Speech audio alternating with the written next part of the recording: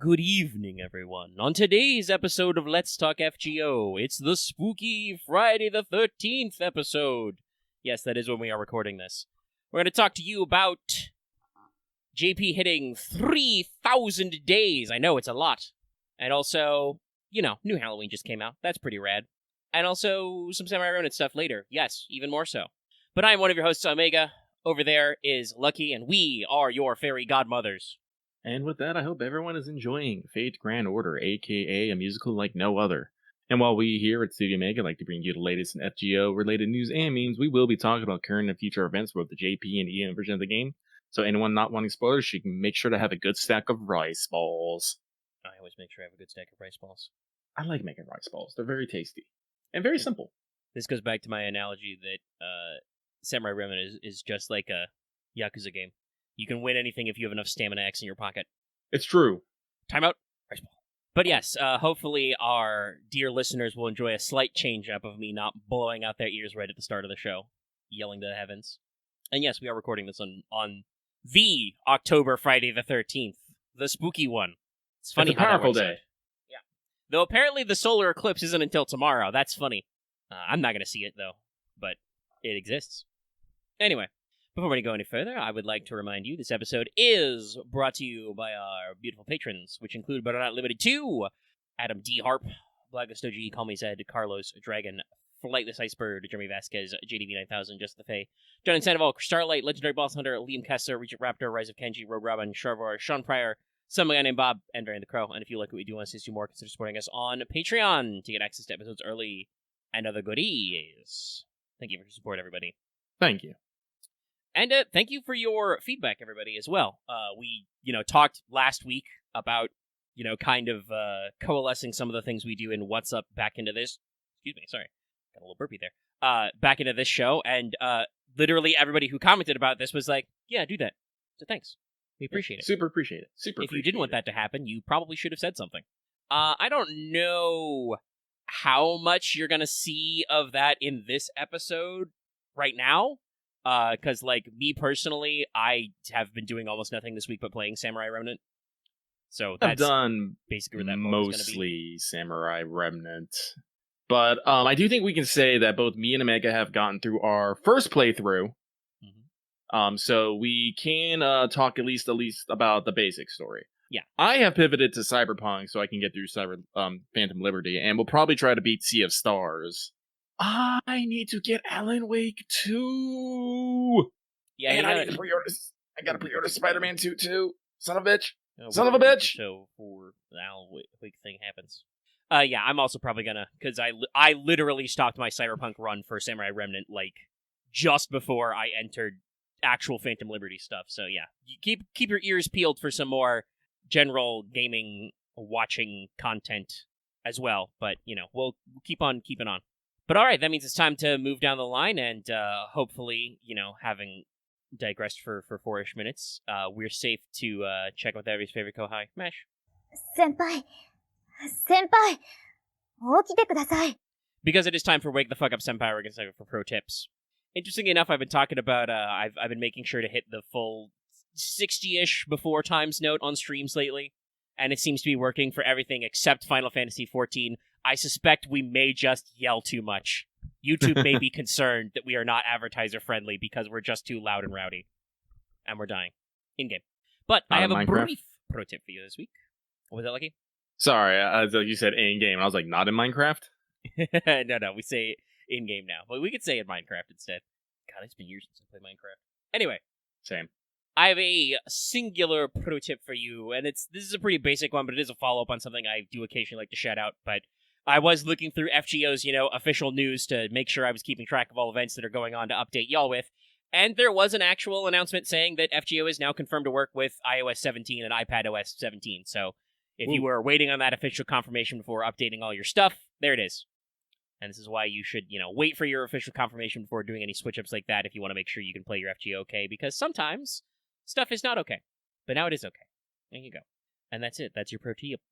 I did a lot of, bobbing my head in and out when I said that you can't see. There you go, have fun. I'm not very good at the head bobbing. But with that, we shall move swiftly on to Records from the Throne, our regular achievement topic. It is just me this week, and I will just straight out say I spent enough for 2 packs and was rewarded with 1 Jacques de Malay and 2 Zenobias plus mini CEs. On top of that, my Cinder Ellie and Jocks are smile protected. If you are on my friends list, Jocks is there at 666 for all your event needs. Yeah, several people went ham. I think I've got some people on my friends list who are already 10, 10, 10, 5, 5, 5, or Limpy 5. I did not realize people were so anticipatory. I didn't either. I almost hear no one talking about Jacques de Malay. Like, I'm happy with MP1 because I just needed, like, I am just representing my black goat love, but Goat gang. Goat gang. Meh. But yeah, no, some people agree. I was all like, oh, I have been shamed. Yeah. Well, if I'm gonna be real though, if Tunguska wasn't in like 2 months, I probably would have gone a little bit more ham. Yeah.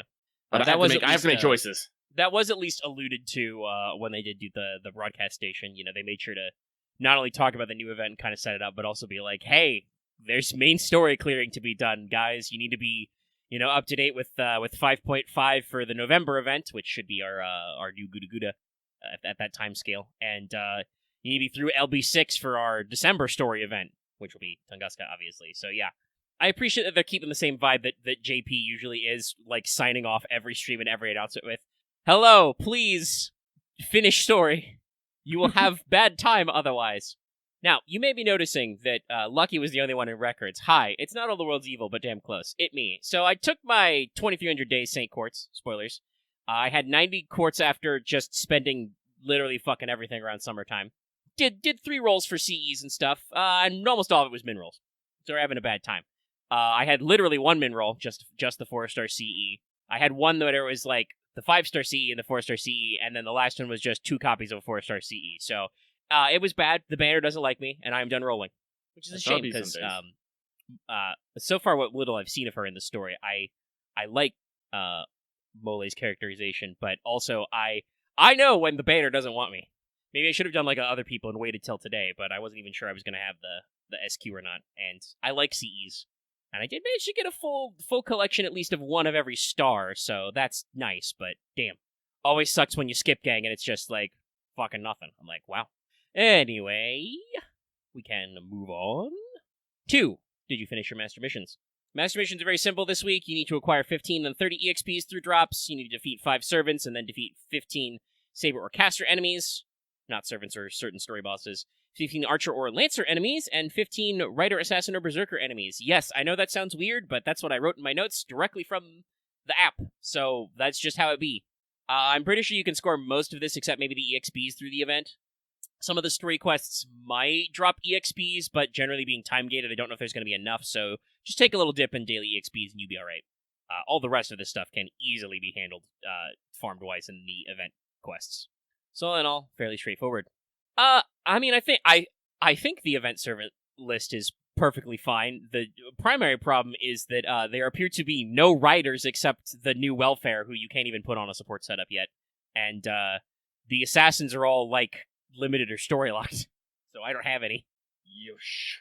Thumbnail complete. Time to save. It does also do kind of seem like there could have been some more opportunities, considering how many of those fucking... Well, it's because, half the 7 mercenaries are sabers. But I feel like if we were doing those guys, we should have made all members of Team 40 Thieves in the support list. Welcome to the 40 Thieves. I also constantly was thinking of that. Also the line from Never Had a Friend Like Me, because the genie says, Alibaba had his 40 thieves, Scheherazade had 1,000 tales.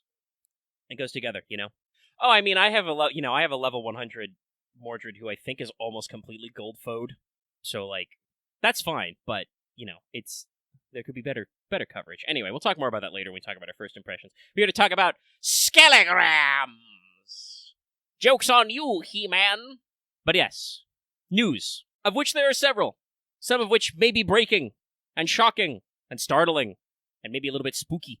Lucky's got a good comparison between the two. Yeah. So first of all, in NA, we hit 2,300 days. Yay. You got 10 quartz. Yay. Yay. It was good. I already kind of spoiled that in my thing, but that's where I got the extra 10 quartz. I was at like 84 or something. So yeah, very simple, but this will be a comparison point for something later. Put a pin in that one. It's a secret that'll help us out later. Sir. But in JP, we also have our next thing. Interestingly enough, not the Grailfront event they've alluded to. It does seem like maybe if they're doing something for Halloween, we're holding it a little closer to vest. I once again reiterate, I do not know explicitly if the phrase Halloween was used to describe the next event, but we do have a Grailfront coming. But it's Evocation Festival 5, and we're trucking. The actual celebratory period is from the 11th until the 20th of October, so Welfare Assassin, Shiki, Gray, and both Mecha Ellies are added to the Spirit Shop. We have a Trial Quest rerun for Fujino for a ticket is back. There are limited time master missions for St. Court's, the Crystal Leave currency you need to buy these Welfares, and some lures, which is nice. Always like more lures. The selected, targeted Welfares will get double EXP, double suck chance, half AP rank ups and interludes, half QP for leveling, and during this time period you will get half AP dailies and all dailies open, and those servants will get bonus damage and bonus bond. So really encouraging you to get out there and level, get your grind on. To celebrate, we do have rank ups for the Shikis, which are once again, I feel completely unnecessary but very welcome. So, Saber Shiki's first skill has been buffed. It now lasts 3 turns. That's right, 3 turns of Pierce Invul. And the instant death resist down caps at minus 100% for 3 turns, by the way. So, yeah. Probably some funny comps there, and just, sure, 3 turns of Pierce Invul. Fuck them. And shocking nobody that one of the best welfares in the game continues to get even better. Shiki stonks don't stop. Assassin Shiki's Evade now gives you 20 to 40 critical stars. Single target arts crits, let's go. Yeah. Just, what if we took one of the best welfares in the game, we re-added to the game so anybody can get him now, and we just made her better. 40 stars. It's fine. She doesn't have 2 quick cards. So yeah, no. Pretty correct. Great stuff there. I mean, I'm not going to say that, Saber Shiki didn't need a little bit of a tune-up, because she is definitely, I think, not one of the most, in-demand limited sabers, even though she is arts, but 3 turns of Pierce Invul. Wow, we're just... They'll put anything. We'll cook anything. Guess they're just putting Saber Shiki in a, just don't. Yeah, they're just you know what? Fuck it. You got a Saber Shiki? Go nuts. I also believe that the, minus 100% instant death resist means that basically, I think almost any mob-type enemy will die. Servants, it's still, a weird formula, but there's some math involved. There's also some banners going on for this. As usual with a lot of these, they do, triplicate banners. I feel like some of these are very weirdly set up. So you've got one banner, right, y'all? That's Saber Shiki and Fujino. Then you've got another banner, which is Osakaba Hime and Vanilla Lancer Liz. And then you've got another banner, which is Simi Renez and Hephaestion, because Gray's also in this list up. All of these have related limited CEs, so... I feel a little bad for Hime and Liz, because they're both permanent units, so competing with, Hephaestion's not that old, and Sima Yi is limited, and fucking Saber Shiki and Fujino, that's an in-demand rate-up right there. Yeah. But hey, it's a banner, and they've got, like I said, they've got several of the limited CEs, so you can get access to, your Karano Kyokai collab CEs, some of the Case Files collab CEs, and once again, even more of your Halloweens are coming back. I don't think I believe that both Shiki's instant death still procs first. So if they do get instant death, you do not necessarily get the refund. But let me check if they didn't, because they did. The last time they had an opportunity to get her out there, they did do a buff of Assassin Shiki to her NP, so she's got a rank up. So that might have rearranged her NP stats. Let me check. No, it still says that the chance to instant kill activates first. So yeah, you do have to be careful, because it means that, you can miss out on some of your refund, but also, generally, for Assassin Shiki, you probably don't care, because she's single target. You will probably be using her to polish off a, wave boss or something that, you want to just make of the die. I don't know if refund will be as necessary for single targets. But yeah, so all of that's going on in the Evocation Festival. There's also, the stuff we talked about last week with new round of some Ordeal Call stuff and some banners. So JP still circulating the tapes until we get to our next big event, and got plenty of stuff going on. Also, chronologically, in NA, we also just got, very rapidly, I thought this should have been a week later, but I guess they're not holding back, Halloween Rising Napoleon pickup summon, Makes me wonder if there's going to be a secret third summon. You never know with Albert these days. But that banner's going from the 12th until the 25th. It's got Napoleon, Dion, and Bedivere on it, if you wanted a chance to get those guys. But out of them, only Bedivere is story-locked. So compared to a banner with, a brand new servant who's not in the general pool and then a limited servant, probably not the most appealing. But if you want that Napoleon, you can try. You can shake him up. But that does mean it's time to talk about our last bit of news, which is arguably the big one coming out this week in terms of news. Got people excited. Because JP is about to hit 3,000 days. Once again, letting you know the comparison between our two servers. We just crossed 2,300. JP's going to hit 3,000 days. So the actual 3,000th day, I believe, is the 15th login of October, but they're running, because this is such a big milestone, they're running a little bit of an event for this until the 25th, so got some time there. You're looking at Castor Artoria and Morgan banners. Yes, another Morgan banner. Let's go! Fired it up again. There was a social media campaign for a full 10-spin, 30 St. Quartz. That has already, by the way, been completely blown out. It was, announced today. It's already done. You tell FGO fans there is a single 10-spin in there, they're there. They've done it already. So, yeah, that's pretty good. And they have announced, ladies and gentlemen, it's back, an SR ticket! And limited SRs are included. Also, I think it's everybody who's come out, up to this point as well.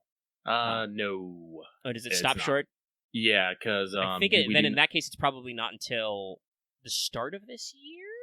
Yeah, because we do not have the summers, and we do not have there's a couple more that came out earlier this year, but I cannot remember them for the life of me. Well, Lacusta was during the Lilim Harlot. I've Yeah. never seen that one. But yeah, it's at the very least I saw it's through Trom, because Yes. Krumhild and Roland are on that list. So it's not 100% caught up. I mean, also TBH, they literally just finished running the summer event. I would find it very shocking if they put one of those on a ticket right away. Yeah. But it's a lot more recent than our previous attempts at SR tickets have been. It's not just, the same 10 launch servants again. Yes. So it's still much better, and there's a few new ones to pick. Now, that said, this isn't like a past SR tickets have been. This is very similar to the free SSR exchanges we've had before. So they are count as temporary when you pick them off this ticket, unless you get them to at least 1 Ascension and Bond 3. So not as strict as the SSR requirements, but not as free as previous SR tickets. We are genuinely want you to actually put some effort in to not just grab these for, the sake of it. That said, it's probably very easy to hit this level because the servant you pick gets double EXP and a bond bonus for the time period of this event. So similar to the way those welfares do. So yeah, that's pretty good. There's also a bucket load of limited time master missions related to the ticketed servant. So and they're all over the place. There's level them, ascend them. There's one limited time master mission to have them play a line in my room. Oh, that's yeah. different. Yeah, we're going all in on hey, you better fucking care about this free SR servant. So there's a lot of different master missions to get you. That will get you, several different items you need for leveling up and stuff. Also, there's going to be, on the day, you log in for 10 St. Quartz, and there's going to be a week-long streak for apples, teapots, and at least 1 ticket. And they announced there'll be a returning master bonus as well. So if you've been away from FGO for a while, I'm not sure why you would be, because we just had summer and then the World Tour event, 2 new events, basically back-to-back. But, there's a little bit of downtime if you haven't checked in a while. Free ticket, get some extra shit if you're returning. So yeah, no, this is unusual. I don't even know if on 2K or 1K days FGO went this hard before, but They did not. 3,000 days is pretty big. Sometimes on these milestones, we do get some interesting quality of life. I can't remember exactly when and where, but I do know that we have gotten systems and fun little things here and there. But no, this seems like they have put in a big amount of effort into getting this out. Yeah, and I know that people have been asking, because it did kind of seem like when they started the free SSR system that free SRs had kind of fallen to the wayside. I think we've had at least 1 SR ticket since then, but it did not seem as guaranteed as it used to be, where it was happening once a year, right? Right. So this is a good return to form. There's a good selection on there. I mean, even if they have like 9 billion banners, Castor, Artoria, and Morgan, very popular still, very important. They just had their summer variants, percolating around, so the return to form for people who are missing, very solid. Like I said, FGO has not been shy about putting out a lot of banners here, so... God, no. Like I said, I know I say this a lot, but just in case you haven't been paying attention, I feel like at this point, JP is trying to give every limited servant an opportunity for a raid up sometime during this year. Like I said, fucking Saber Shiki got a raid up, We brought her back to put her assassin form in the spirit evocation, We're trying. It does mean it's a little chaotic with all your rolling, but there are a few different systems. They're all separate raid ups, so there is technically pity involved if there's somebody you really, really wanted, We've had a lot of run-ins with, some different GSSR formats to check out, and a lot of other, exotic things. We're throwing in a returning master bonus for this as well to just try and get people back. I saw I learned about the fact that the social media campaign was hit within like a day because somebody was like, hit a social media campaign for just a single 10 spin in like one day. And I think it was like 100,000 interactions too. On Twitter, by the way, which I don't know how Japan feels about the way X.com is going, but generally not as hopping of a place as it used to be, even more artists I follow on Twitter I see posting, hey, by the way, I'm on Blue Sky. Still don't know if you can sign up on Blue Sky without an invite, though. I'm pretty sure you have to have an invite. Yeah, I think you still do. So, I'm not there yet. I don't know anybody. My suggestion, everybody, if you do not think that Twitter is going to be for you, make sure you follow all your artists on Pixiv. I do know that a majority of artists do usually have one. Yeah, it's not perfect because, Pixiv's run out of Japan, so they have, slightly different stuff. I know not every artist likes to be there, but yeah, a lot of them do have Pixivs. A lot of them have Patreons where they will usually have free posts to double check stuff. If they do like regular art posting or commissions, might do it through there. But yeah, Blue Sky seems to be the new artist bailout zone if you can get in. But yeah, no, like I said, I saw a tweet talking about them hitting this milestone, and it's like, yeah, FGO. People talk about FGO being dead. It's not dead if they can still summon up this kind of response, in less than a day, with only the percolation of 1 10 spin. Well, we'll see FGO getting really desperate when they're like, hey, give this shit, a bunch of retweets and likes for 2 10 spins or more. Now that I think genuinely FGO might actually hit its intended end of service before they hit such a level of, obscurity. But yeah, 3,000 days. It's a big deal. Hopefully we will be getting some of that action, over here. But obviously we will have to wait until we reach 3,000 days. But it is funny to kind of see the comparison, like I said, the 2,300 days in NA is just, hey, did you log in on the actual 2,300 day? 2,300th? Yeah, I think that's right. Get 10 Saint Courts. This has banners and fucking tickets and bonuses, login streaks. It's cool. And that does bring us to the end, though, of the Skelligramms for the week. So, do we want to roll into mailbag? I think we can roll straight into mailbag. Okay. The formatting's a little in flux, chat. Let us know if you have any, particular thoughts in that direction. I was considering maybe putting it after Free Talk and before What's Up, but we'll see. We will see. If it flows weird, it can change. Everything's in flux, as Mega says. So, with that, though, it is time for this week's Let's Talk FGO Mailbag, the segment where we read what you have to say and comment accordingly. This week, well, let me get one last refresh in here. I did put out a last-minute call for people. And this week, we have 777, lucky number 7. But, let us begin. Meow. This first one comes from the Master wondering how big the Liz face wing of Chaldea is compared to the Saber face wing. I mean, if they keep fusing, probably not as big as you'd think. Nah, there's a lot of Saber faces. Also, I don't usually consider it the Saber face wing. I consider it the Matters of Britain wing. I think that people probably split up via their era. So, Japan would have its Heian period, its Sengoku period, and then maybe the Meiji Restoration period, and then they all hang out in the boiler room. You know how that stuff works. But this person says, "Hey, Loki Mega, happy October the 13th. My questions for you this week are: Does Fragrog work based on what the wielder assumes the strongest attack of the opponent is, or is there another way that the Noble Phantasm determines what is the strongest attack to have the greatest effect? Lucky, just, hard pans to Omega, maybe breaking his neck in the process? Turn around entirely. Let me see. So, strictly speaking, it's, since it activates retroactively, I think it would just know what your ultimate attack is. Like, it warps causality to hit you in the heart, when you're struck. I guess there's the room for, like, does Bazette remember, like, to activate it, because there's, like, a timing window, but I think it's a Noble Phantasm. It's legend is it's the Answerer, the sword, which, Sword of Retrograde.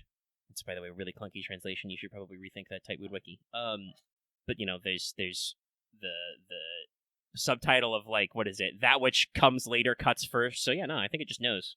At least generally with servants, if they're revealing the true name of their Noble Phantasm, you know that's probably their trump card. Probably. So, there's the second part to this. There is a second part to this.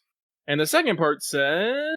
And 2, is pumpkin spice the most overblown flavor in relation to its season, or do you feel there is another flavor that is overused for that time, i.e. peppermint around Christmas holidays, sending you both spooky vibes as we get closer to Halloween? Those spooky vibes.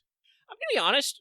I know Lucky has deep personal thoughts about pumpkin spice, but I feel like pumpkin spice isn't as pushed as it used to be.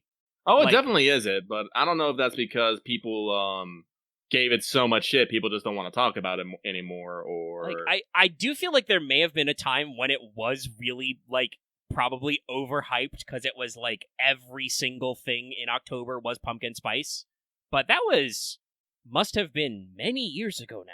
Well, no, everything is still pumpkin spice when you go to, like, stores and whatnot. Like, Well, I would yeah, go... that's true.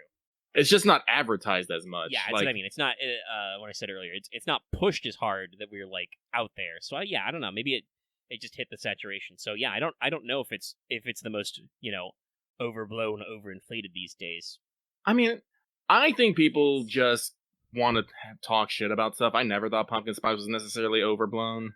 Like, same with peppermint. It's just it's a seasonal flavor. There are such things as, seasonal foods and whatnot. It's like how many times do like for Thanksgiving, how many times do people just bust out an entire turkey or ham? Are you gonna say fucking turkey is overblown for Thanksgiving? Well, I say generally we don't try to make everything turkey flavored around Thanksgiving time, but food marketing's a dark art. Yeah, no, like, but also I will say, like, Thanksgiving is not necessary. Thanksgiving is probably, like, not the best one because it is not necessarily marketed as well as Halloween and Christmas as usually as soon as Thanksgiving is well, obviously, considered important in America. It is, I would argue, like one of the 3 pillars of the end of the year holidays. Marketing wise, you just can't expend the same amount of effort on it because it doesn't. Once you leave the borders of America, it is no longer as good. Canada has their own Thanksgiving Day and a completely different fucking date. So crazy that is. But it's still one of those, like, but the point I'm trying to make is it's a flavor of the season, and it's something that you can associate with the time of the year. It's like, like how peppermint comes out during, I wouldn't even say Christmas. I just associate that with, like, cold weather in general. Like, also, like, me drinking hot cocoa. Like, I almost never touch hot cocoa. Well, it has to be fucking cold. Who wants to drink hot cocoa when it's hot? It's just one of those things. And hecking, like, now that it's fall, I'm gonna be big on the apple cider, and stuff, and pumpkin spice. Spring I don't have, like, a specific preferred food, but, like, summer is all about me drinking lemonade and stuff like that. So I don't necessarily... complete mental diversion. What is the season for apples? Okay, most are October. Okay. Yep. Because, like, to me, I feel like an apple pie is like a summer thing, but it does generally, like, I'm looking at it, like, most breeds of apple are, midsummer to early fall. So yeah, that tracking that as, like, apple cider, that's absolutely perfectly thing. And I was gonna say, on, like, peppermint and stuff, like, on the one hand, yes, I know that peppermint, specifically peppermint as opposed to, like, spearmint, is often associated with Christmas, but I don't feel like that's pushed in quite the same way. Like, yeah, I know, Christmas Hershey's Kisses are usually white chocolate and peppermint or something like that, but there's a lot of flavors, like you said. I think of wintry times as hot cocoa. And I think probably I just had a thought. If you don't mind, usually... Sorry, yeah, my finish was just that I feel like people have tried to make eggnog like a thing around Christmas, gingerbread too, but it's not as cohesive. So yeah, go. I don't know if I'll necessarily say like this is necessarily overblown, but it is something that I think is probably still pushed the most. Valentine's chocolates. That is true. I mean, even FGO, we have to live with like the crisis of the chocolate. Yeah. That is definitely like a strong unified theme, Like that's like I think that is probably like the biggest one. Like, not necessarily pumpkin spice for fall or, peppermint for Christmas, but chocolate for Valentine's, that's just something that is, I almost want to say just completely overwhelming. I won't say it's a bad thing because I one of the things I like to do is I like to make chocolates for my coworkers at work on Valentine's. Well, it's not always chocolate, but I usually make sweets. Brownies, cookies, and Rice Krispie treats. I dyed the Rice Krispie treats pink. But it's just one of those. It's just one of those. Article on Vox, and it says that the height of pumpkin spice mania was 2014, so it's been about a decade.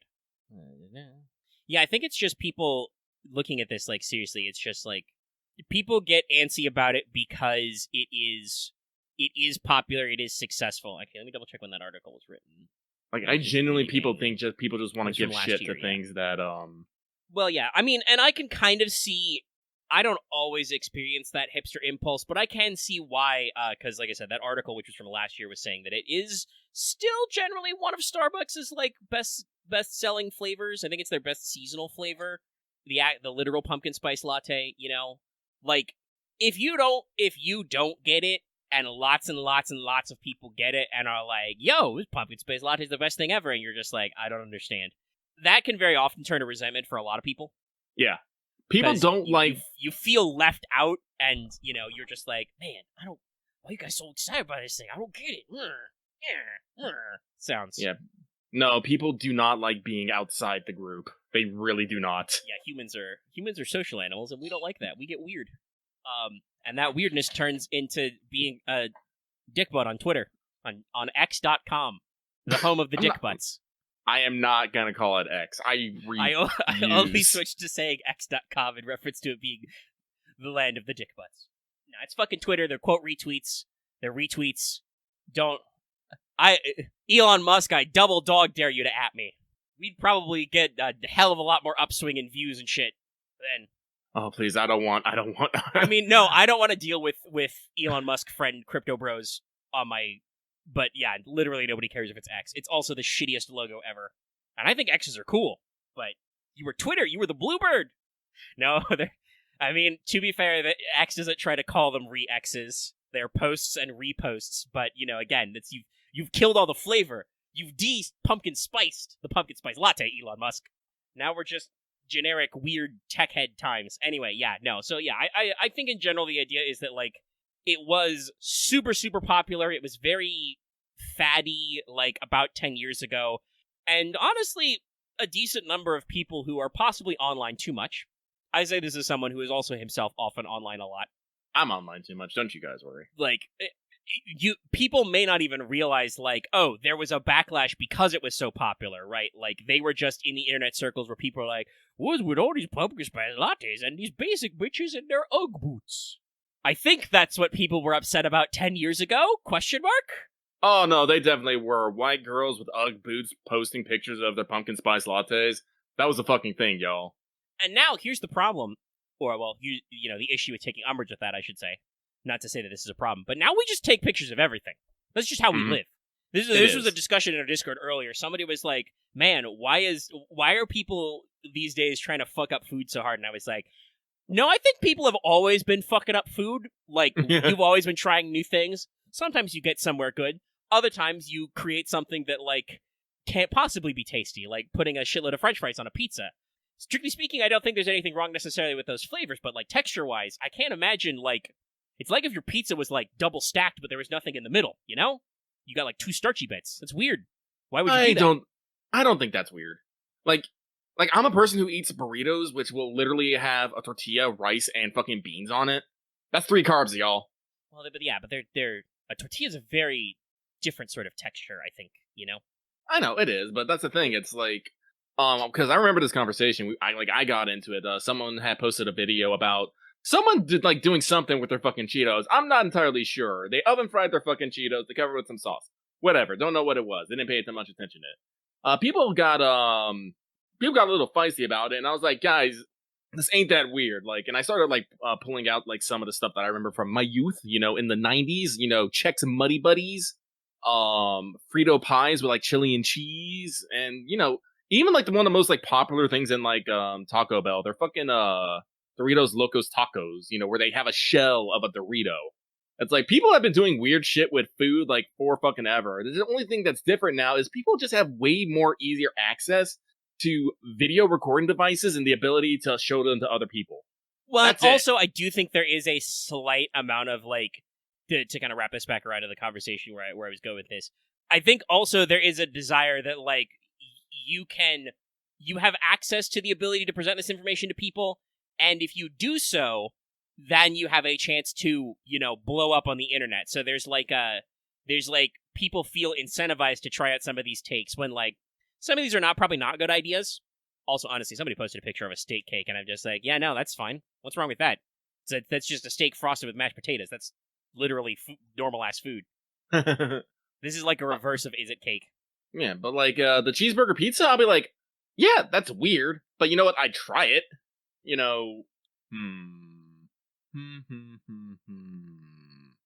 But yes, I think this answers the question that I don't know if pumpkin spice is the most. I mean, it was definitely I feel that was I don't know if Starbucks invented it, but that was definitely a thing that was invented in our living memory. I don't remember obviously pumpkin pie exists, which isn't even made from pumpkin, but y'all know what's up. But I don't remember what even is. Hold on, I'm gonna Google just pumpkin spice and be what is pumpkin spice? That is a good question. Well, according to thepioneerwoman.com, how to make pumpkin spice ingredients: cinnamon, ginger, nutmeg, allspice, cloves. It's just all your basic bitch white people spices. There are cultural. I'm gonna take umbrage mixes. with you calling white people spices. Those are just the nutty baking spices. Would you call ginger nutty? A little bit. I'm not a culinarian. It is it's the most normal American things you've got. Which is not, I will be fair, not that weird. There are a lot of, cultural spice mixes. This is just the American one. Fruity. That, I think that's people yeah, have. that is better. Rudy. They are definitely, the Rudy's make sense because they are cloves are is the part of the spice? No, it's definitely the seed for the clove, right? Yeah. Yeah. So yeah, no, none of those are those are all the extract of a natura root, and cinnamon is bark actually. Fun fact: if you eat cinnamon, you're eating tree bark. Haha. But this is definitely it wasn't until a period where somebody slapped a name on, though apparently your old pal McCormick has specifically been selling a premixed blend of quote-unquote pumpkin pie spice since the 1930s. But the actual pumpkin spice latte didn't appear until 2003. Starbucks' variant wasn't until 2004. So yeah, it's definitely the actual pumpkin spice latte and putting pumpkin spice on other stuff was not normal. But the idea of a premixed pumpkin spice is very old. So, that's just, I don't know why we decided to associate it with early fall, like we said, because it is, strictly speaking, that should be the flavor of Thanksgiving, I think it's because, if I was to make a personal guess, these are a lot of things that are are often used in baking. It might be because, people be making pies and all that stuff for whatever, for whatever reason. Because like I said, I don't know about other people, but when fall comes around, that's when I get my bacon on. I've been making a lot of cookies. I've made banana bread. I'm about to make pumpkin spice bread here in a bit. Going out the ingredients to make walnut bread tomorrow. It's just I don't know what it is about fall, but I'm it's bacon time.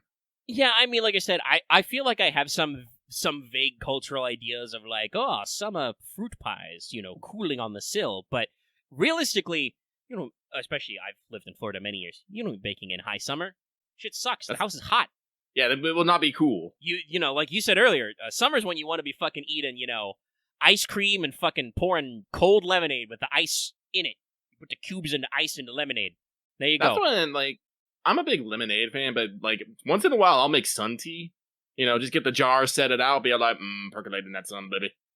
It's very strange because the person making it is usually my mother, who, by the way, is in case you haven't heard this fun Omega fact before, my mother is British, so they don't really do iced tea over there.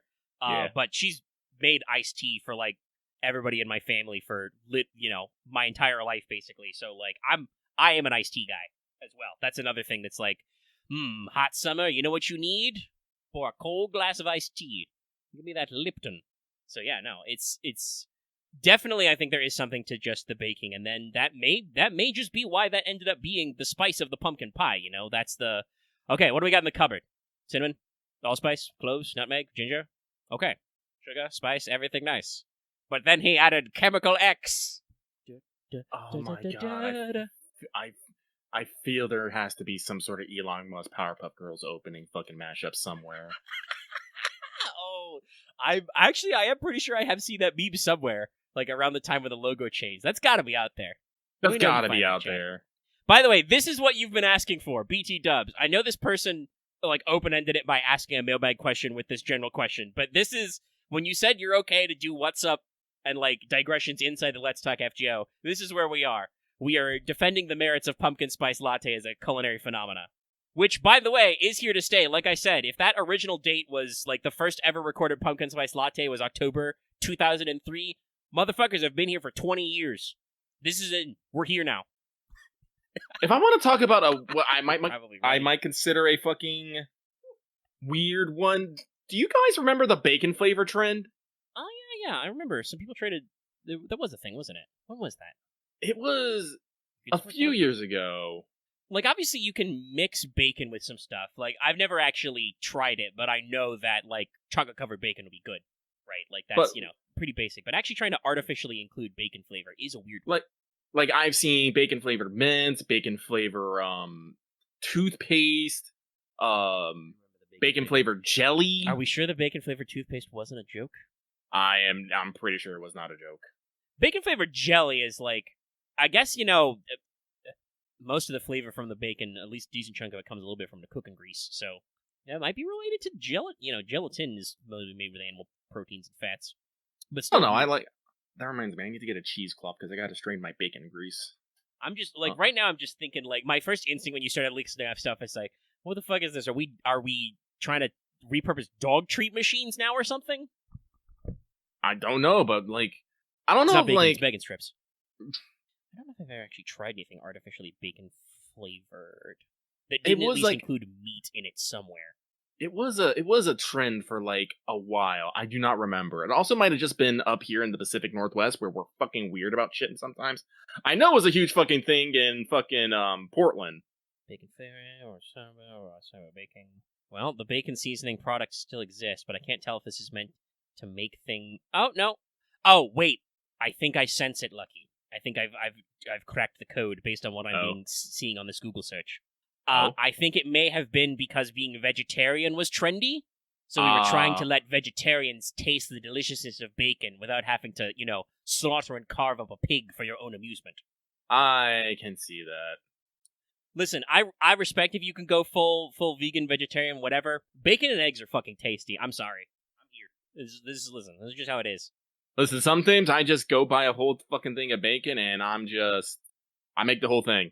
There's a fucking XKCD comic about that, which is just, it's the graph and it's like, the two axes of the line graph are my health, when I realized I can cook bacon whenever I want, and it's just going down. That's an old-ass XKCD comic as well. I think there's an internet law about that, by the way, that there's an XKCD comic for that. I'm pretty. Is there also one for like Simpsons episodes? Yes, no. There's that's a frequent joke is Simpson did it. Anytime you hit something, you could like a bit, you can be like Simpsons did it. All right, but I think we have spent enough time on this one, unless we have any other food-related matters we want to bring up. No, we'll come to them later naturally, I'm sure. Yeah. All right, then. Let's move on to the next one. Oh, that digress. Sorry, I'm just checking the clock. That digression on mailbag number 1 took us about 20 minutes. Excellent. My guy, alias writer of The Waking Stars. Invest in line breaks. Yeah, no, there's some returns, but there's not any full line breaks. I really wish more. This is a general comment before we get into it. I really wish that more like typing places let you actually do tab to indent the fucking line. Yeah.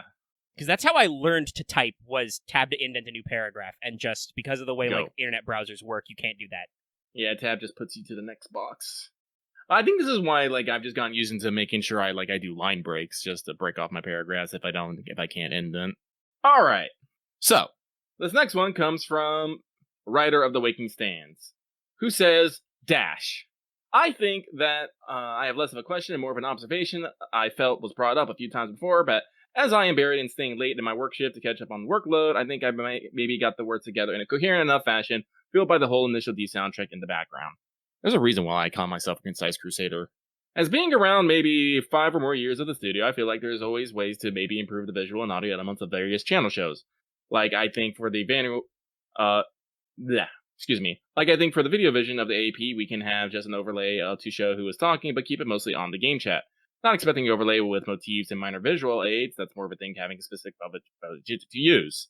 Let's Talk as its only dynamic dice duo. Doesn't need an aid like this, but for some site shows like streams or Fail Betrayal, an overlay of an avatar. You put a period there, my dude. You threw me off. An overlay of an avatar that lights up with who's talking, just to mostly give a face to who's there for passerbys, or honestly some audio layering for more separate volume control to the voice audio from the game to the... You can't see it, but I just panned to give the most wide-eyed stare as I am trying to read this. Or honestly, just some audio layering to allow more separate volume controls to the voice audio from the game audio would be maybe appreciated in the long run. By the way, you cannot see it, but Lucky's temper meter is rising. It's a very long comment. Yeah. For What's Up, honestly, if you merge it with Let's Talk, and I guess it would be read in that segment right now, I think it'll be fine, as with the power of Timecodes, and some people might actually take a look at the other side of things. I will likely never fully understand your limits or the skill ceiling, but I can only say these things because I think you can do them, or maybe have considered them before, but knowing some factors, I don't remember. Regardless of that, you guys have been going strong for the bracket, and it'll be nice to see you guys trying to keep for years to come. That's an appealing thought. That was unnecessary. P.S. Thanks for reading this, and I got no idea if I'll be around when you get to this line in the show, so I hope you both had an alright day. My day's doing fine. My day's fine. Samurai Remnant. We're doing alright. I shaved today. My face is baby butt smooth. I look like 10 years younger. I hate it. Shave. No, it's getting cold. I can let this grow out for a little bit. I do need a haircut, though, before it gets too frigid. I'll have to schedule that one sometime. Well, as for your your thing here, some of these things are doable, some of these are not, or at least we might have to change some frickin' hats. I could probably figure out the audio layering to make things happen better, and figure out such things with like PNGs and other stuff. I do actually have like some tutorials and documents on how to do that stuff, but yeah, I gave it a quick look. The most common seems to be people have just set up a thing they call Discord reactive images. The problem with that, like for instance, Fail Betrayal was mentioned in there. That would mean that I would need a separate asset for everybody. Yeah, the way that tool is described is like every person when you run the browser extension. That might be a little more complex than necessary. You do the captures on our APs for video. Yeah. I don't know how you've got that set up right now. Usually I think you just punch in on the actual chat window, right? Yeah. Like hypothetically, if you could wangle it, I don't know if you could, but Discord, we're in a Discord call when we're gaming, so Discord would light up when people talk anyway, you know? So I don't know if that would be possible to arrange in the statement, but there's some stuff that's definitely like a little more chaotic. Like, if it was just me and Omega, I can do the PNG thing pretty easily, but the reason why I don't is because I'm not entirely sure if we want that aesthetic.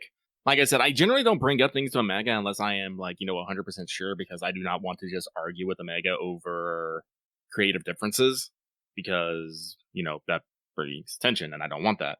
but it's definitely more difficult when more people get involved because not just because of the visual element, but because of the audio.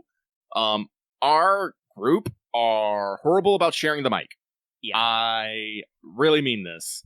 Yeah. So, people are very bad about knowing when to shut up and staying shut up. I consider myself included in this group as well. Although I think I'm usually better about it than most people. Not to toot my own horn. You have a lot of practice of sharing them. Just like how I've grown as well. Yeah. You and me both. I should phrase it. We have a lot of practice doing this week in and week out. And trying to balance. Like, there have been several times tonight where one of us or both of us have started talking at the same time and the other one is there, and it's like, I'll be like, oh, sorry, Lucky, what were you saying? And you were like, sorry, Omega, what were you saying? We're kind of like working back and forth there. God, I wish Discord has this overlay for games, but it's not always carried over. I kind of wish I could just tack that interplay on, like, everything, because, like, that would be really easy if I could just in OBS be like, hey, OBS, overlay, like, the people in my Discord call right now. And there might be a tool for that, but it's not, like, percolating to the top. If you know of a tool like that that's basically like the Discord gaming overlay that lights up when people are talking, let me know. And we can see it, because, like, that's how we, like, learn to put the chat window in, like, every stream, Mm-hmm. That wasn't too hard once, Lucky found the tool and then forwarded me, so I set it up correctly, I will say this, Axe, there are some people who are going to be always bad. Axe is going to comment about keeping track of voices in our Patreon chat right now. You can join in on Patreon, well, on our Discord, but because you're a patron.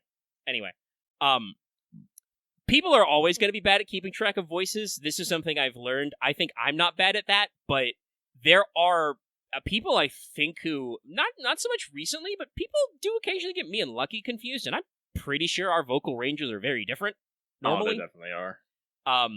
I do usually like to I start the show by saying, hello, this voice is Omega. The other voice you hear is Lucky, and then Lucky will say his intro. So usually there's a little bit of back and forth to tell. Yeah, I think I do that when I start off streams as well. I usually say, like, I'm laying over there is Omega, and then you say something. Yes. And I should probably try and get more good about doing that as well. But in general, you're always going to have problems where people can't tell who's talking right now. Mm-hmm. It's just part of the chaos. Like, I think our 14 streams are a little bit like that, but chaos. that is also, like, when we're streaming 14 anyway, that's the genuine experience, right? That's just what 14 is like. We're all in a Discord call, we're doing stuff together, and it is chaos. The chaos the audience hears is the same chaos that's happening to us, as I don't understand why, oh god, what's happening to me? We've been put in a board game. Shit, I fucked up the sliding puzzle. There could be a little, like, there could be some more, like what you said, right? Like, trying to find out what our visual aesthetic is. There could be a little more branding, but I don't know what it is. No, unfortunately, we haven't really, like, established our visual kind of branding. Like, we have Terabits, but like I said, I use them not as much as I could.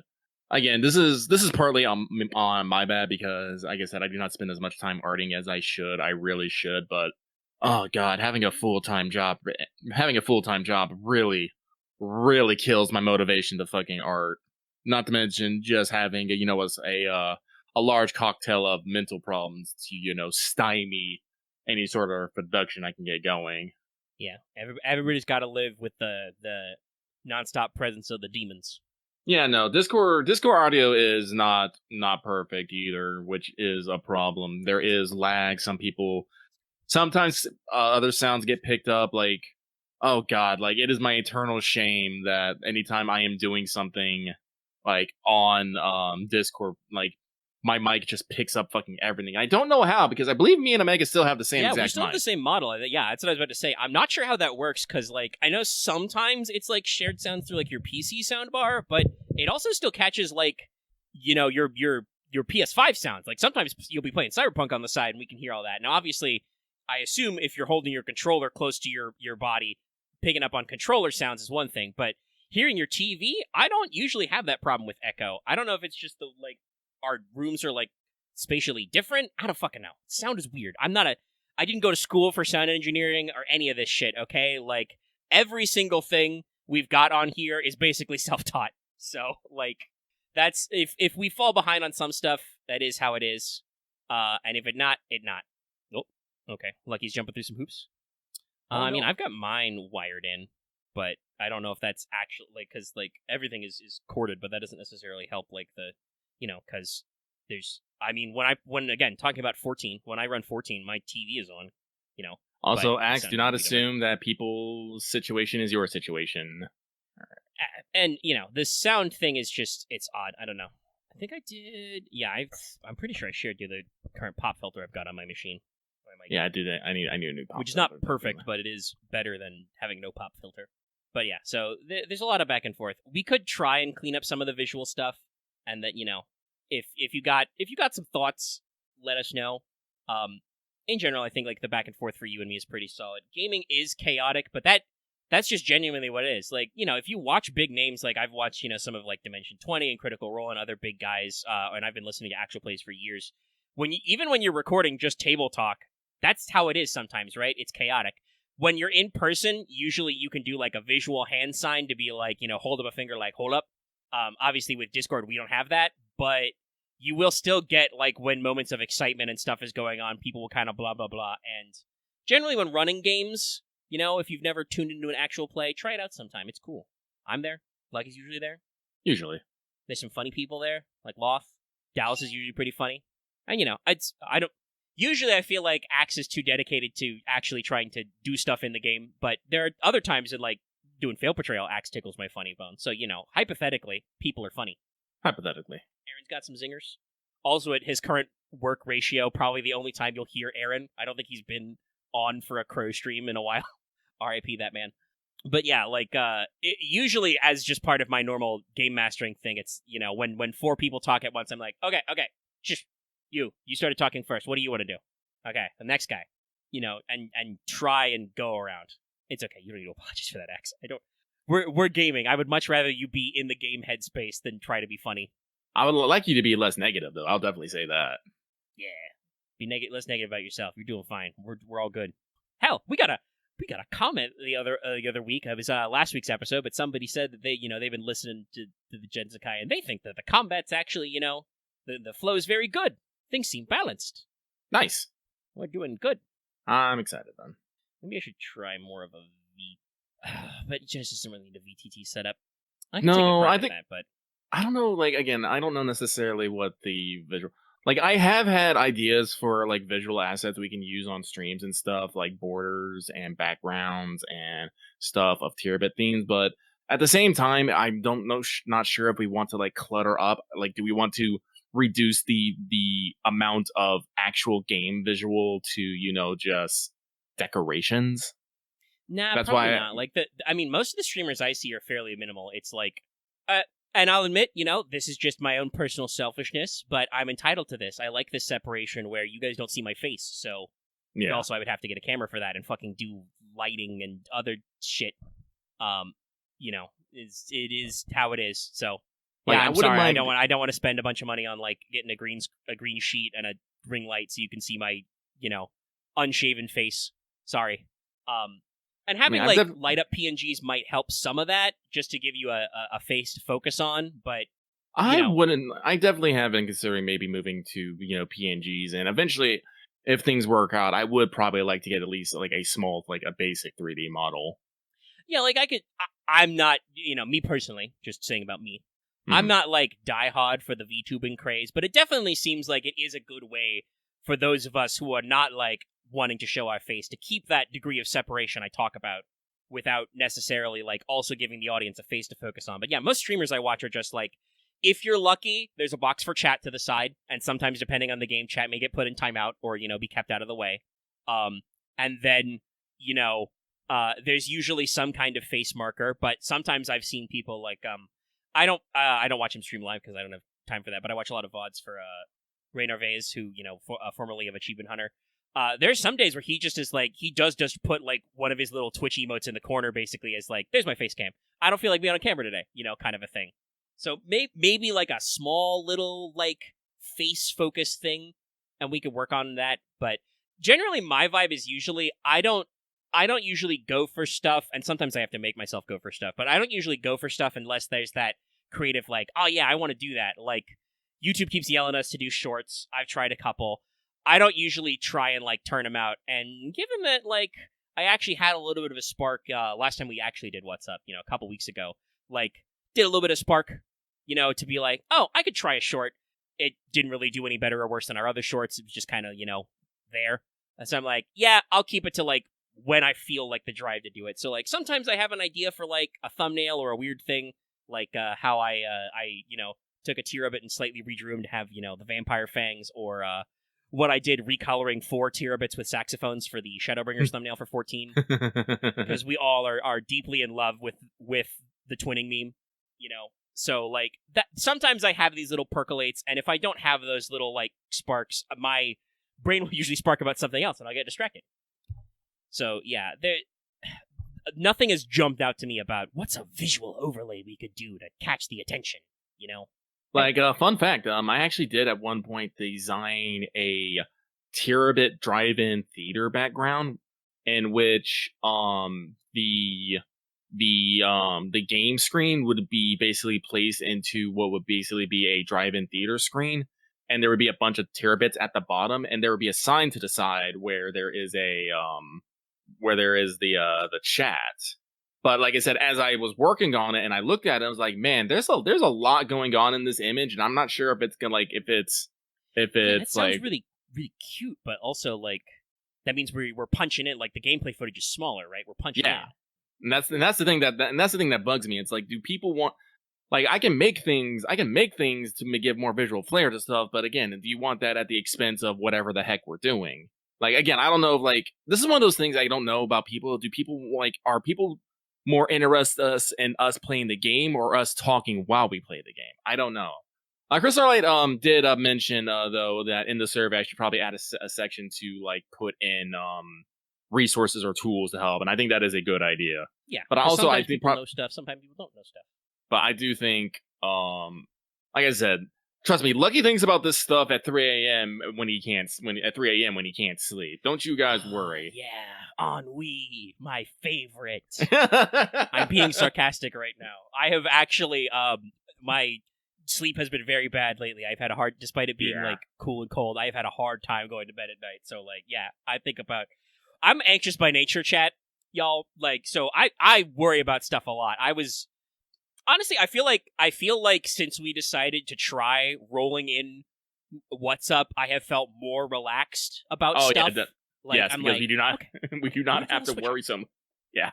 I mean, I had fun slapping together What's Up thumbnails in like 10 minutes every week, but yeah, no, it's like, okay, good. All right, we got a free Saturday. We can do some stuff now. Maybe we could do some other stuff. Maybe we can record. Maybe we can set up. Oh, hey, by the way, Chad, I'd like to let you know that the bulk of the work on Guild vs. the World 2 script is done. I gotta write some closing stuff and work on some final things. And obviously, I don't know what you're gonna look like, because like Lucky and I have discussed adjusting the visuals. What I might do, Lucky, is just add you to the allowed editor if you want to just play around with the thing. Because there's history in Google, so I can just wind it back if you want to like try and find the proportion. Otherwise, I might just try and like if you give me editing, if you're, like I said, I didn't go too far into it because I just wanted to see your visual style and what you were doing. But if you're not quite, like I said, I got a few more slides to wrap up, but I can see about what I'm finalized. Yeah, once I've been fighting my bones lately. It's so weird. I'm having like the opposite of my normal life problem, where like I wake up kind of stiff and like have to like work it out, and then at like midnight I'm like, oh yeah, my wrist feels fine. Gonna do fucking midnight work now. It's weird. But yeah, so like there's stuff to think about, stuff to try. Like I said, I occasionally do feel a drive to like try a YouTube short. You guys, our general audience, don't necessarily seem like super down to clown with that. I don't know if it's like percolating to YouTube differently. Honestly, I think for Let's Talk FGO, just staying in the audio field and like being an audio accessible podcast like works, though, because it does seem like YouTube is actually gonna try and do. I mean, Pathetic Aesthetic doesn't really have much of an overlay. He just has like a fucking insert shot. I do need to get better about transitions. I know we talked about that. I need a separate be right back from Please Stand By, but I don't know what I want in that yet, you know? But like, sorry, I lost my train of thought for a second. Let me roll it back around. Shift the gears. But like, yes, I was gonna say, like, I got an email like earlier this month, I think, from Google Podcasts, where Google straight up told me, hey, by the way, Google Podcasts is going away.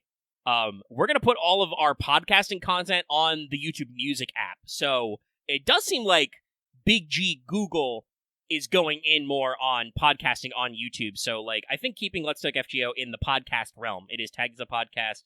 It has a podcast playlist, etc. I gave it a special fucking thumb. Yeah, I know, X. I use Google Podcasts a lot as well. That's my preferred way to get podcasts. But I guess we'll have to transition to YouTube Music now. But like that seems to be a thing that they're going for. So that seems to be fine for like hopefully percolating the show. We have once again been on one. I mean, this one was a lot more chunky than the other one, but we have once again been on a mailbag question for about 20 minutes. I'm okay with it. We're going. All right. I missed.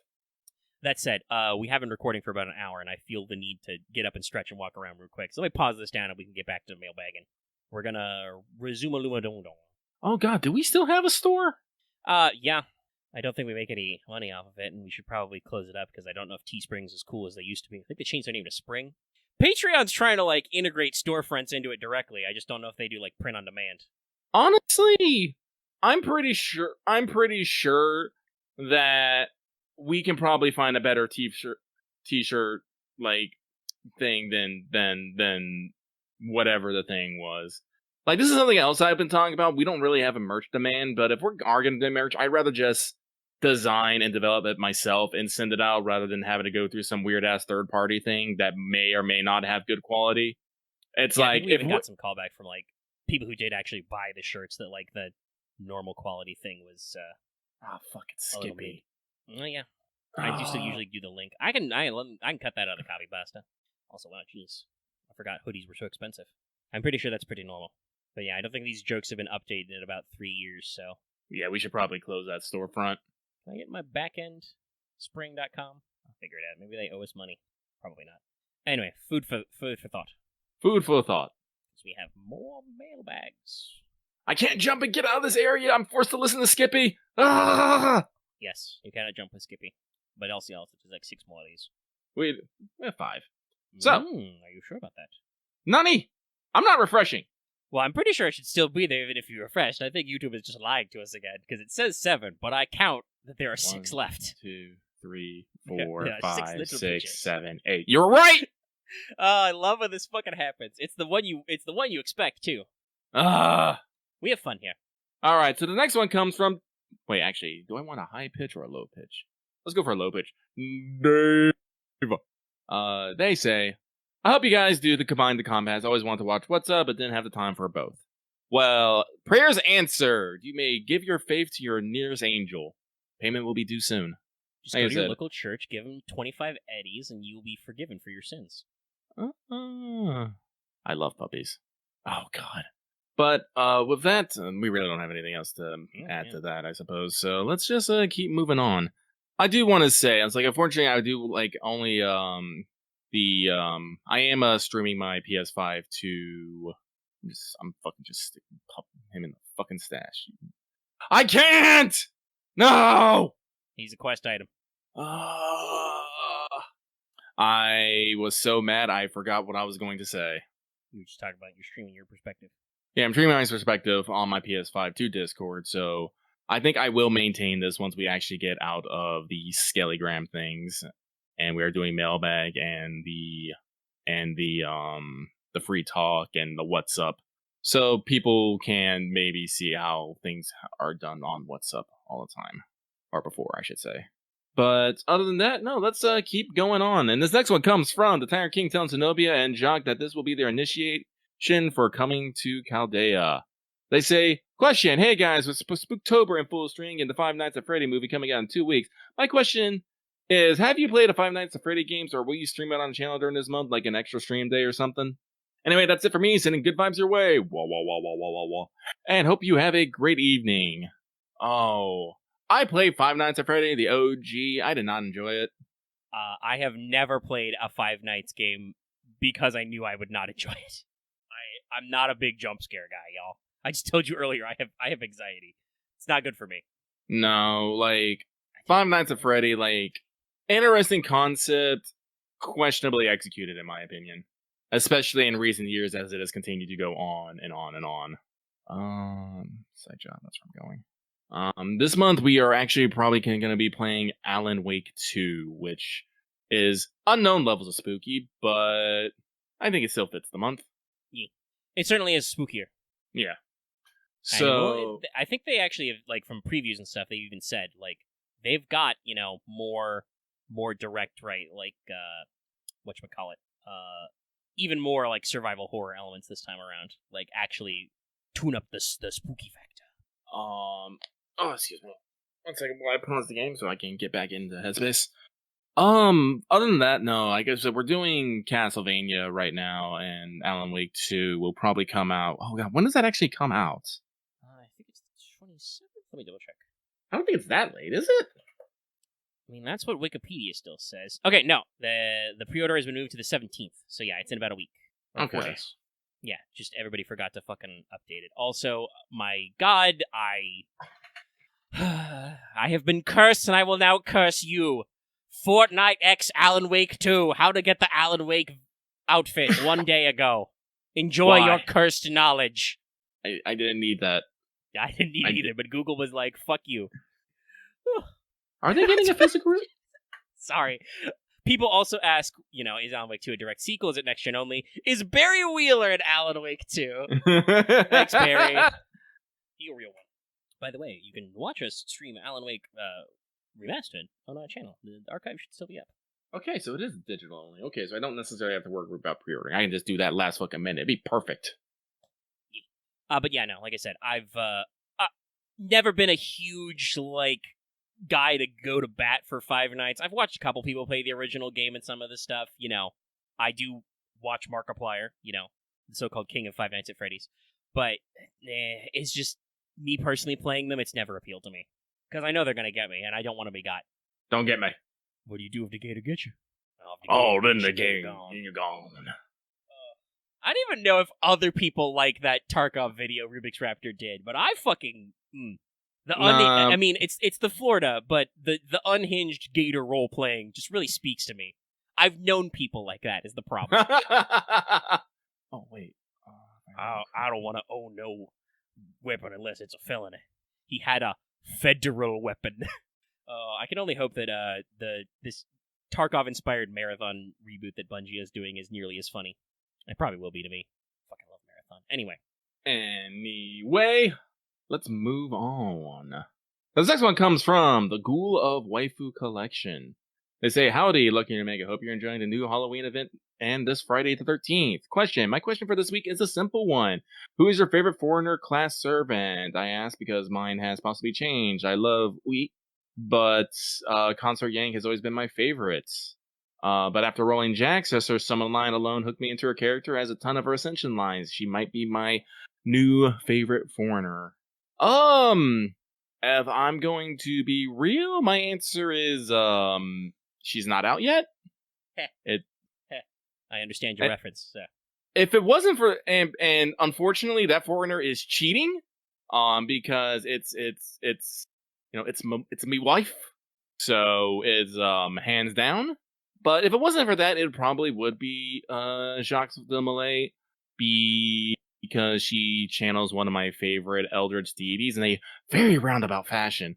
Actually, like how crazy did the Wanted have to get? Because I remember we were talking about this a little bit, how there is several labels. So I'm pretty sure the history and fate lore, which was the bulk of the video, because it's only 20 minutes. Because Jacques actually has a very simple kit, TBH. Oh, yeah. I think the history and lore was about like 11 or 12 minutes. Yeah, like we went in there.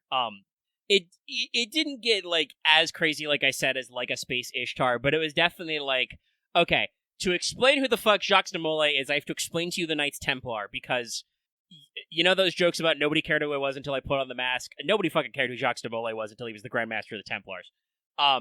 And then I had to go down the line. Then I had to explain what the fuck Baphomet is, because I was not prepared for that one. That's actually wild.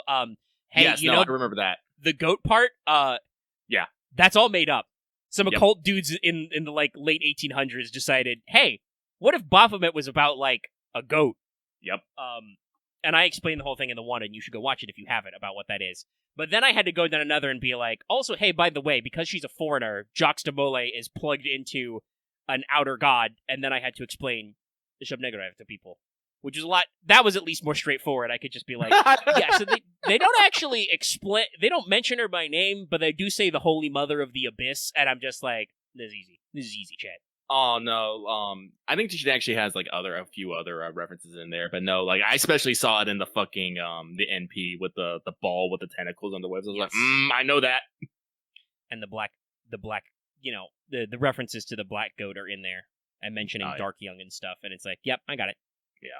No, but like, call Lucky mad. I mean, I kind of am, but yeah, no, Shub Niggurath has always been my favorite outer god, so getting a servant with her is also pretty great. Know, there's shittier ones to pick. Lovecraft himself in some fiction even said that Shub would pick humans over stupider, more malicious outer gods. So, you know, yeah, that's easy. Yeah. That is also, in case you didn't know, because Lucky, actually, I should tell you this because you don't watch the one. It's I put a few seconds of Six Gun Gordon Dynamo in the one. Of course you did. Yeah, as that is one of my favorite Dark of the Hillside Thicket songs. So, like, and it's very explicitly about Shub, because it explicitly calls out she's the black goat with 1,000 young, but she's also the Six Gun Gordon Dynamo. It's great. But yeah, no, that's a good pick. Like I said, I didn't roll one. Maybe I will later. She'll have some banners as well to check out, and you never know what'll happen on like a GSSR and shit. What a little I've seen of her from the event, which we will talk about after all this mailbagging. Mailbagging. Like, if she's trying to be the bad guy, she's doing it in a very fairy tale way, you know? Like, I feel worse for her than the kidnapped princess, as it were. Oh, I do too. I like Jonk's character. She seems very funny and a little unhinged. I think the only thing that I think probably, I should say personally, because I don't necessarily think this is a bad thing, but you know, Lucky, is she doesn't seem very affectionate, inclined romantically in you. She's like, no, this is a professional relationship. I'm just like, oh, okay. So you never know. There's always Valentine's. That's true. I actually don't know what her Valentine's is. Watch it be goat shaped. It probably is goat shaped. She does have a little black sheep in her Ascension arts, and she hates it apparently. Well, that's probably trying to fucking boss her around. Never trust a sheep, chat. That's what we know. You see a sheep, that sheep is sus. I think we're 3 for 3 here with Doomsy. With shady sheep, yeah. Yeah. My favorite foreigner is actually probably still Hokusai. Like, I think it's because I'm a sucker for Sumai ink painting, but like, nah, it's good. Fucking love seeing that great wave every time. And as somebody did point out, I think last mailbag, or was that 2 mailbags ago? It was recently. Oh, it does show up a lot. Like, whenever we need, like, a foreigner to bumble into a situation, it's usually Hokusai. The description of Valentine CE? No, not off the top of my head. I remember the sequence. It's a fun time. But I think that's enough on that subject, so let's keep moving. People at home, type your favorite foreigner in the comments. Or I curse you. I curse your family. So this next one comes from, I asked BB to help me with this question. Question. If, whenever Type Moon does a live action, would you want it to be an adaptation of a current series like Fate Stay Night, or be original content? Oh, please do. If you have to do live action, do an OC. Even Japanese-made live-action adaptations of anime are so weird. They are weird, but I still think there is a... If they had to pick, like, something from here, like, I think Case Files would actually make a very good live action. Yeah, that's true, actually. Case Files is a little more compact on, like, the flash and circumstance, and you could find somebody to be waiver. Yeah, and that is the thing about, like, Fate is about, like... Fate, I think, is more about sometimes bombastic visuals than it is anything else. Like, firing off a noble phantasm is a thing. Mm-hmm. You can't not have that. Hell, I mean, like, even for stories that are, like, more grounded and down to earth, like Kara no Kyokai, which is basically, that's framed like, ooh, spooky anthology. Technically, I think this is Toko's business. It's okay, she makes her money other ways. But, like, even that, because that was the first, like, UFO Table's crack at this, that has some fucking crazy action sequences, you know?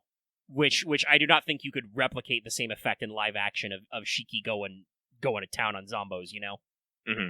But yeah, so I think Case Files could do it, but I would probably prefer them try and, like, write a story to fit the live action. And knowing how crazy Nasu is about writing, remember once again how we got Last Encore, right? He rewrote Extra again and then turned it into an anime script, for better or worse. I feel like if you told him we were doing a Fate live action project, he would, like, figure out how to make it work. Like, he would start thinking of it in different terms. I guess the only question is if we could get the voice actors in, you know. We could get Aoyuki to play Shuten. The stage plays, I feel like, it's basically like musical theater, right? Like, you get, when you're at the stage play, the audience buys into it, you know? Like, when, you know, you're not in well, actually, you are technically in a theater seating, but, you know, it's not literally in an opera house, like when you go to Phantom. But when you go to Phantom of the Opera and, like, the big fucking chandelier swings out and there's sparks everywhere, you're like, oh, the majesty of the theater. Having actually seen a performance of Cats in person, it feels different when the fucking, you know, actors get out in the crowd with you. And they do that, by the way, in Cats, traditionally. You get out in the audience. Mm-hmm. Which adds to the mystery, you know? You're part of the show. So the having seen some of the footage of them, you know, I think I watched through all of the Camelot stage play at one point, because that was all on YouTube. Like, that also works because even though that's very obviously, like, doesn't have that same level of visual fidelity, like, you still feel like you're part of the majesty, you know? Mm-hmm. And sometimes they tried, you know, for fucking Babylonia, they got a fucking pro wrestler to play Quetz, so she did some moves on the stage. I'm just like, I know that the One Piece was good, but Netflix is going to debut a live-action Yu Yu Hakusho soon, and I'm just like, I'm afeared. I am a bit of a feared. Like, if you showed me Netflix's Fate Stay Night, I would just be like, I would actually be like, I'm going to boycott this immediately. I will go make some petitions. Luckily, I don't. I think with how closely tied FSN is these days with, like, the Sony apparatus, I don't think we have to worry about that. We would be much more concerned about the Sony Pictures adaptation, but also, I think Sony has better shit to do. Probably. No, honestly, I don't think we're probably gonna get a live action. I think they're doing good with like going through Aniplex and Cloverworks and all that stuff. I feel like if we were gonna get the live action, we would have gotten it already, right? Like, because there was a period when in Japan there were a lot of live action adaptations of various anime projects. Like, there's a couple of JoJo live action movies, which again, like, they picked Part 4 to do that. This is the weirdest JoJo part. How did you do this? I don't know. I think that, like, the Japanese made live action Death Notes are supposed to be good, but also, like, Death Note is literally just monologues. That's all it is monologuing. It's way easier. I guess that's true, Axe. There's no traveling involved in Part 4, so that makes it easy. You pick a place to dub in for Morio, and you go. But, like, also, like, the anime, which remembers the manga panels of Part 4, like, it's so wild. Every JoJo part is unique, and I love them all, but, like, the stylization of Part 4 is, like, really unique with what Araki does with, like, space and shit. Fucking floating camera pans. Anyway, yeah, like, I feel like we already would have gotten our live-action Fate. And technically we did, you know? There are the stage plays. They're not, like, a live-action film, but they were done by live actors, and they were taped, you know? But it was the theater? Yeah, I think. God damn it, John. I mean, if they wanted to do, like, a different animation style, like, speaking of Sony projects, if they wanted to do a project in the vein of, like, the Spider-Verse movies, that's the right level of stylization. That could fucking rap. I wouldn't mind like a full 3D like Fate. Maybe get something a little crazy, make some artistic choices. And I mean, we've seen from, like, again, playthrough number 1 of Samurai Remnant. Like, Samurai Remnant only has a few, like, truly cinematic cutscenes, but they vibe very correctly. Like, they don't like look weird, right? Like, they fit the flow. There is some heavy stylization as well, which we will love to talk about when we talk about the game in full in a little bit. But yeah, there's definitely something to be said where I think the 3D art style could be pulled off. But I think we're done with that. Yeah, 2 more. So 2 more.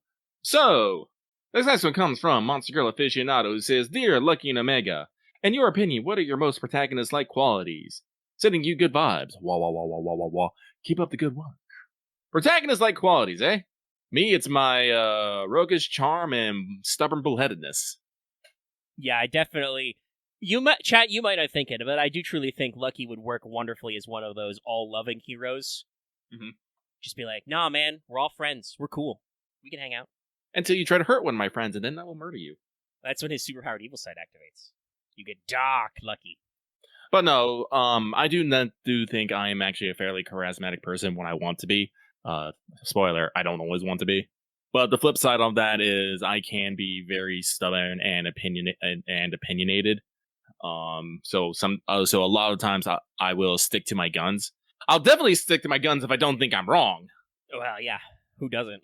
I guess people who are even more mature and adaptable than us. Well, I know. I think no. I do think there's some people who will just say a thing, and then when someone goes, "No, I think you're wrong," it's like, "Yeah, I was wrong." When I was people like there are definitely people who will just say things out in the void and just cave immediately, even if they think they're right. I try not to be as much of the dig my heels in person, but I definitely have that quality as well. Like I can get in there if I want to get in there. I just generally I don't enjoy that experience of digging my heels in, so I try not to be that guy. But yeah, I think the other thing I had to say that's probably like protagonisty about me is probably like I'm one of those analytical protagonists. Like, yeah, you need me to look at a situation and look at all sides. I can do that. I can be like, okay, all right, I can see your point of view. I disagree, but I can see it. That is wow. You taking something I said and running with a completely different mindset. That's it. It's technically, I get what you mean by that, but that's like that's technically a mean sort of thing to say. I actually am very empathetic. The reason why I probably don't show it a lot is because I would probably be crushed by depression otherwise. Like my trying to be more disaffected by things that are outside of my control is a coping mechanism. Yeah. There's a lot of bad fucked up shit in the world. I've talked about my battles with like teenage nihilism and shit. Like, nah, dude, there's things you can grip and there's things you can't grip, and you should spend your time not gripping things you can't grip. You know? It's a lot easier that way if you work on stuff you can. I find that hilarious you say that, Legendary, because usually you're the one who usually starts an argument by saying I disagree with this, instead of just letting people have their fun. You're feisty. You are feisty. But for me, like Omega had his battle with teenage nihilism. I'm actually having midlife time nihilism. Like Axe talking about like not caring about the suffering of others. Well, I don't care because there's nothing I can do about it. Like, if I can't do anything about it, I feel like, I shouldn't necessarily get worked up over it. That's just going to cause me stress. It's cause stress and it'll fix no one's problems. So yeah, like on an intellectual level, I can appreciate that Axe has a concern about stuff. He is concerned about other people's problems. But like, damn dude, sometimes you're not ready for when people come back when they are concerned about stuff. Like, was it Thursday? Yeah, it was Thursday because it was yesterday. Like, Axe came into the VC, we were just hanging out.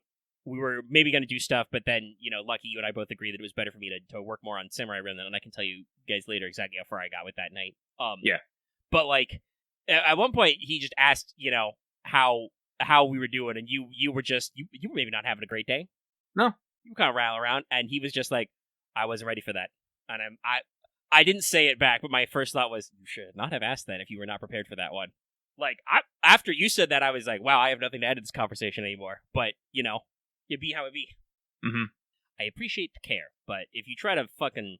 God, that's such... Speaking of protagonist-like qualities, that's just, like, that is a very protagonist thing to, like, have to learn that lesson of, like, hey, if you try and suck up everybody else's troubles onto yourself, you're gonna get crushed by that weight. Yeah. I think that's the thing here. It's like, I care for me and mine, but like I can't hold everyone's burdens. I just can't. And you gotta know how to I guess know when to hold them and know when to fold them type things. Like, yeah. If Lucky says, we're having a shitty day, I'm like, internal Omega's like, oh. But I know that most of the time, Lucky doesn't want me to be like, oh, buddy, that's real bad. I hope things are better.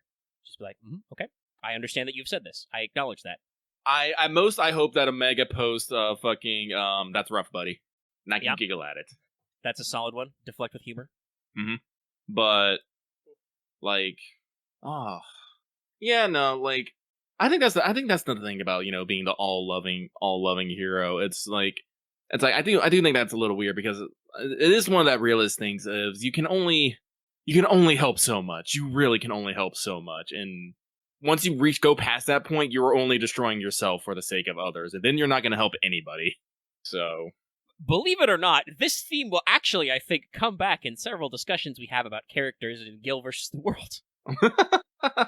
There's a tendency for some characters in Fate to be self-destructive, and the question of like, well, do you still call it a win if you blow yourself up? Maybe. But I think that's enough on that. Otherwise I think I'm just gonna go in circles with how Lucky like deals with, you know, benevolent nihilism. All right, we got stuff to talk about. We haven't been going for almost 2 hours, but people do probably want to be hearing about our thoughts on the event so far. It's still early, but there's stuff, and I'm sure people want to hear Samurai Remnant thoughts because that'll probably be worked into the title of the episode as a pun. Yay puns! Actually, no, nay puns. But we shall move on from that. This next one and last one comes from the one, the only, the truly Agent 418, who says, "Hello, Lucky Omega. Have a good weekend, y'all. Thank you." Probably a better weekend since we don't have to shoot a what's up. Yeah, I got more time to do stuff. Maybe we can get started on that Stardew multiplayer if people are feeling it. That would be fun. Let's try that. It's a thing we've been bandying around. I remember seeing the news that there's going to be an 8-player Stardew update eventually. Not yet, but soon. And that kind of put us on the position of like, oh yeah, how does that work? How do that be doing? Mm-hmm. Well, that is our last mailbag. I will close that tab. And that does kind of take us into what is still, at the moment, titled Caldea Free Talk. Maybe just Free Talk, maybe just What's Up. We'll work on the branding later. But it's that time where Robin writes a funny time code. I think he even said last week he has the time code for Caldea Faff Talk queued up for whenever we're faffing about. But probably because it will be shorter, because there are only a few stages open. Let's start with Howling Rising first impressions. I haven't really written anything down, but I think there's an interesting contrast here because they literally gave us our flashbacks on our previous 3 Liz Halloweens, right? Yeah. So, like, you get to kind of compare everything and contrast, and I was actually quite shocked at, like, man, Halloween 3 felt long. It really did. It was chunky, and I guess they had a lot of characters to introduce, but I was reading through and I was like, ooh, man, I forgot we spend a lot of time doing this. This takes a while. There's still a lot of good, like, jokes and hitters in there, but I was kind of surprised by how lengthy it felt to be so bulky. This one I don't think I think the sections are shorter as well, but like this one definitely gets off to a very interesting start. I do like how this starts though. First of all, I want to agree with several people on our Discord saying just watching the Dioscuri interact with children, great. Thumbs up, good work. No, it's great. Jason is not sure how to interact with children. Makes sense. It's very true. And then, actually, it's a little weird because the images are squared, right? Like, they're rectangular, but I do kind of like how they pitched all of those previous year's CEs as, like, everybody costuming up. I do love it. Including some of our redrop favorites. Nightingale's costume was that famous CE was referenced. But no, the Dangerous Beast reference was... it was hilarious. I loved it. Who sent that to Mash? I don't know. Who did that? Was it Da Vinci? Are you capable of this evil? But I like that they acknowledged it and that she's straight up like Mash puts it on with Foe in the room and it's just like, there's no fucking way I can leave the room like this. This is too much. This is too far. And then, Master can be like, I hope one day you're confident enough to wear it. And I do like that they acknowledge that fucking Matahari's, tavern, waitress costume, very iconic, very powerful. Fucking tiny holographic bedjet. I didn't even notice that in the art until they pointed it out. Oh, me neither. Yeah, it was great. Like, that was just a fun time to kind of set the mood, and I was like, yeah, that's cool. Oh, we're gonna singularity? Neato. And then it goes wrong. Like it always does. But it goes wrong in the best Halloween way because we are thrust alone with none of our allies into a random cave filled with pumpkin enemies, and we have to flee.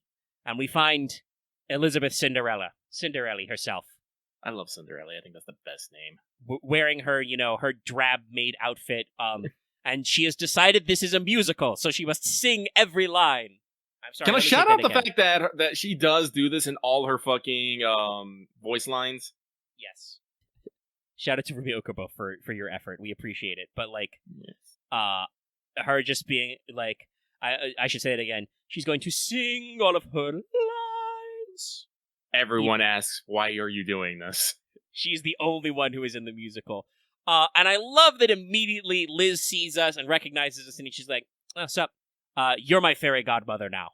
Make with the magic." And the protagonist to be like, "I don't know if I know that spell, but I'll try."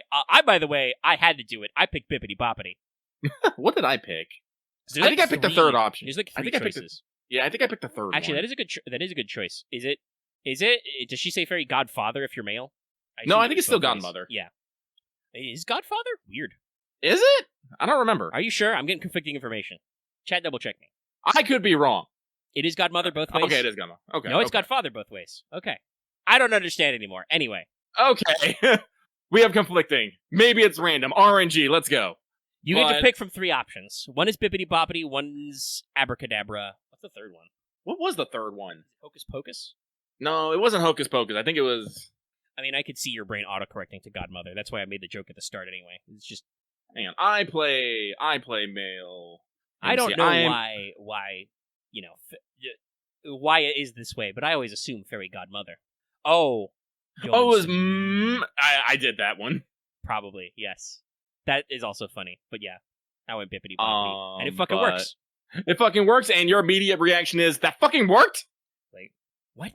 This is also where you get your Howling royalty one, which I assume, based on plot comments later, means that you are the Prince Charming. Listen, I think we're cutting some corners in some of these stories. I'm gonna be real. We're doing some weird shit. I mean, everything is a huge, weird wambo-cambo. Like, everything gets clutched together. Like, it's weird, because I do believe they did the TV static in the ray shifting animation, if I remember correctly. And I think we have another protagonist internal monologue where basically you say, "This was my weirdest ever ray shift." Yeah. I've ray shifted many times. This one was the weirdest. But yeah, so like, we immediately know things are weird. Like, okay, Liz thinks she's Cinderella. We're going to Cinderella Castle. Oh god, I had this pronounced for me in the short I did. It's like Castilla? There's like less S and J sounds than you think. I think the best way I've seen it written is like Castle Catiche. Like Cache. I don't know. Anyway, we're going to Cinderella Castle. We are definitely not infringing on anybody's copyright, okay? Mickey Mouse is almost in the public domain. I'm sure it's fine. Cinderella is, but I mean, you get to see the map. The Cinderella Castle is definitely meant to look kind of like that one, you know what I mean? There is a Tokyo Disney World, I guess, so like they see that. Throw the Hans at them. Yeah. So you go into the desert, and you immediately run into Zenobia, who is like, "Hey, what the fuck have you done to my house? What's going on here?" And initially she wants to fight you because she's heard that the castle is there and that Elizabeth Bathory has taken it, and clearly you are Elizabeth Bathory, therefore you are the one who has taken over my homeland. And we have to explain to her, no. With Liz, it's very probable there are two of them. Spoilers, there's two of them. There is two of them. God, Liz's fucking reaction to this, too, later. She's like, "Oh, maybe I was sawed in half and grew back like a lizard." And I'm just like, what? No, Zenobia's joke after is like, "All right, like a Lizaplanarian." I'm just like, keck. Yeah, I'm just like, fucking, jeez. No, the writing in this one is fucking, bangers. Because after we recruit Zenobia, we have to figure out, like, the desert is full of sandstorms and we can't cross, and then there's bandits in the mountain pass. Okay, so we go to get bandits. Our first bandit is fucking Saito, and we scare him into, not fighting us. Zenobia is a character. She is powerful in various ways. Yes. No, I actually quite like her. I'm glad she's permanent. After the banner ends, she'll be in the permanent pool. Because you also get to use her on support a lot, and it seems like her kit is also very, very fun. But yeah, no, she's like, "Yeah, I'm gonna fucking destroy you." And I mean, it's Liz, but also she's not holding any shit back. Neither Liz is. I love that line later where when she wakes up and Jacques is like, "You've been kidnapped, duh." She's She's like, "No, I'm just gonna leave." She's like, "Okay, cool. Where did I put my microphone?" Read Lance. And Jacques is just like, "Shit, go to sleep, go to sleep, go to sleep." Sleep! And in sleep, everything is forgotten. So yeah, no. Jax is having a time just containing other Liz, and it's kind of fucking hilarious. No, yeah. She's trying to keep her sleeping beauty, and it's just like, oh my god, what is wrong with you? How much, I guess we have to ask the question, who gave Liz the pumpkin spice latte? But yeah, so we go, then we do the 40 thieves, which, I know I said that there would be 40 enemies, but like, I was not expecting that to rock quite like that. That was very funny, for them to just keep coming out. They do reference that and this is the thing that happens later with some of those side stories you're gonna get. I'm glad they reference the cave. Yeah, they're talking about pulling an Amaterasu. Yep. I was kind of curious who would be in the cave. I guess it would be too on the nose for it to be Talamo, but it being the 40 thieves being led by Scheherazade works. That's appropriate. Also gives a reason for her to be like sealed up in a cave, not wanting to come out. Yes, because she's scared. Also, fucking shout out to Hijikata is just like, no, our boss is an important morale. Listen, look how fucking hot she is, okay? That's important. Okay, just shut up. Hijikata being horny on main gives me life. Yeah, it's not something you think about his character a lot, but it is true. But yeah, we run through all this stuff. We run into a lot of things. There's a song and a dance and a fight. I love how, like, because we keep bringing up the thing that we kind of established in Halloween 3. When Liz sings for someone else, she's great. She's fine. Yeah. When she starts singing for herself, she gets a little out of tune. So there's this, like, transition where, like, she sings to open the door, and Shez is like, oh, that's actually quite nice. But then she gets a little too into it. She starts singing for herself, and she's like, oh, wait, close it up. But then Zenobia does the ultimate Uno reverse card, and is like, no, you better open up, because otherwise she's not going to stop singing. And then we're all fucked. So yeah, that was pretty good. I mean, I do think the bit is kind of short, but they literally had 40 of these characters. Like, it makes sense for it to be a little one note, and it ends in like some funny ways. We get some new shit. Well, if you're talking about Shez being one note, I would like to point out that several characters are one note. It is nothing new. Yeah. And like I said, there's a lot. They did a lot to cram in supporting characters in this. Like, you got a lot of cameos. So yeah, it makes sense. Like, I don't think Shez is supposed to be an in-depth character because unless she comes back later, in which case we might see more of her. But then it was just like she was just the fairy tale gag. Yeah. Which comes back. We go into the woods of illusion. Gag. Gags don't need to be complex.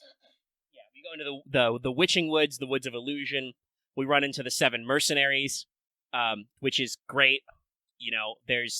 It's just so funny to see them all. I love the dunking we engage in on Napoleon. It's like, man, you just hit on anything with a pulse. Like, he hits on Zenobia, and she's just like, all right, buddy, try that one out. And then No, I think the thing that made me die the fucking most, I think it happened before that. It's when you enter the forest, and, we don't see anything, and then there's some quote-unquote plants, and Liz is just singing right up to one, and it just goes, oh. Yes, And I just love it because it was the monster sprite just slightly moved towards Liz. You hear the noise, and Liz disappears. And then the fucking overlay after where she's like, oh no, I have been eaten! And it just puts the music notes around it, and I'm just like... And Zenobia's like, why is she still singing? Liz is having some top tier joke. This Liz is so great. I mean, Liz is already great, but like, this is... Like, Writer Liz is so fun. I fucking love her Noble Phantasm animation, right? Like, where she gets mad at the mirror. Yeah, she asks Mirror, who's the prettiest of all, and it shows the enemy, and she's just like, you're right. And then she just fucking does a full Dragon Dash flying kick through the mirror, and I'm like, yeah, you get it, Liz. My favorite attack animations I've seen so far is when she kicks the slipper at someone, jumps, and then fucking axe kicks the fucking person. I'm just like, oh my god. That's pretty rad, but I do love also that she has an attack where she does the sideways lean and gets picked up by little dwarf gnomes and thrown at the enemy, and I'm just like, oh, that's good. No, I'm glad they took a few years off to cook this one. Like, they had to get the jazz back, and it's here. No, like after that fight, and the same like Liz is seeing it out at night. Like monsters are like appearing behind her, and he's like, "Liz, we have to look." She's like, "No, I don't want to acknowledge this reality." Just like, Yeah, no. God damn it, Liz. And then that's a great fight because then you get 6 of the 7. Actually, I should have double checked who gets left out. Dion. Oh, okay. Stays to mind the house. That's fair.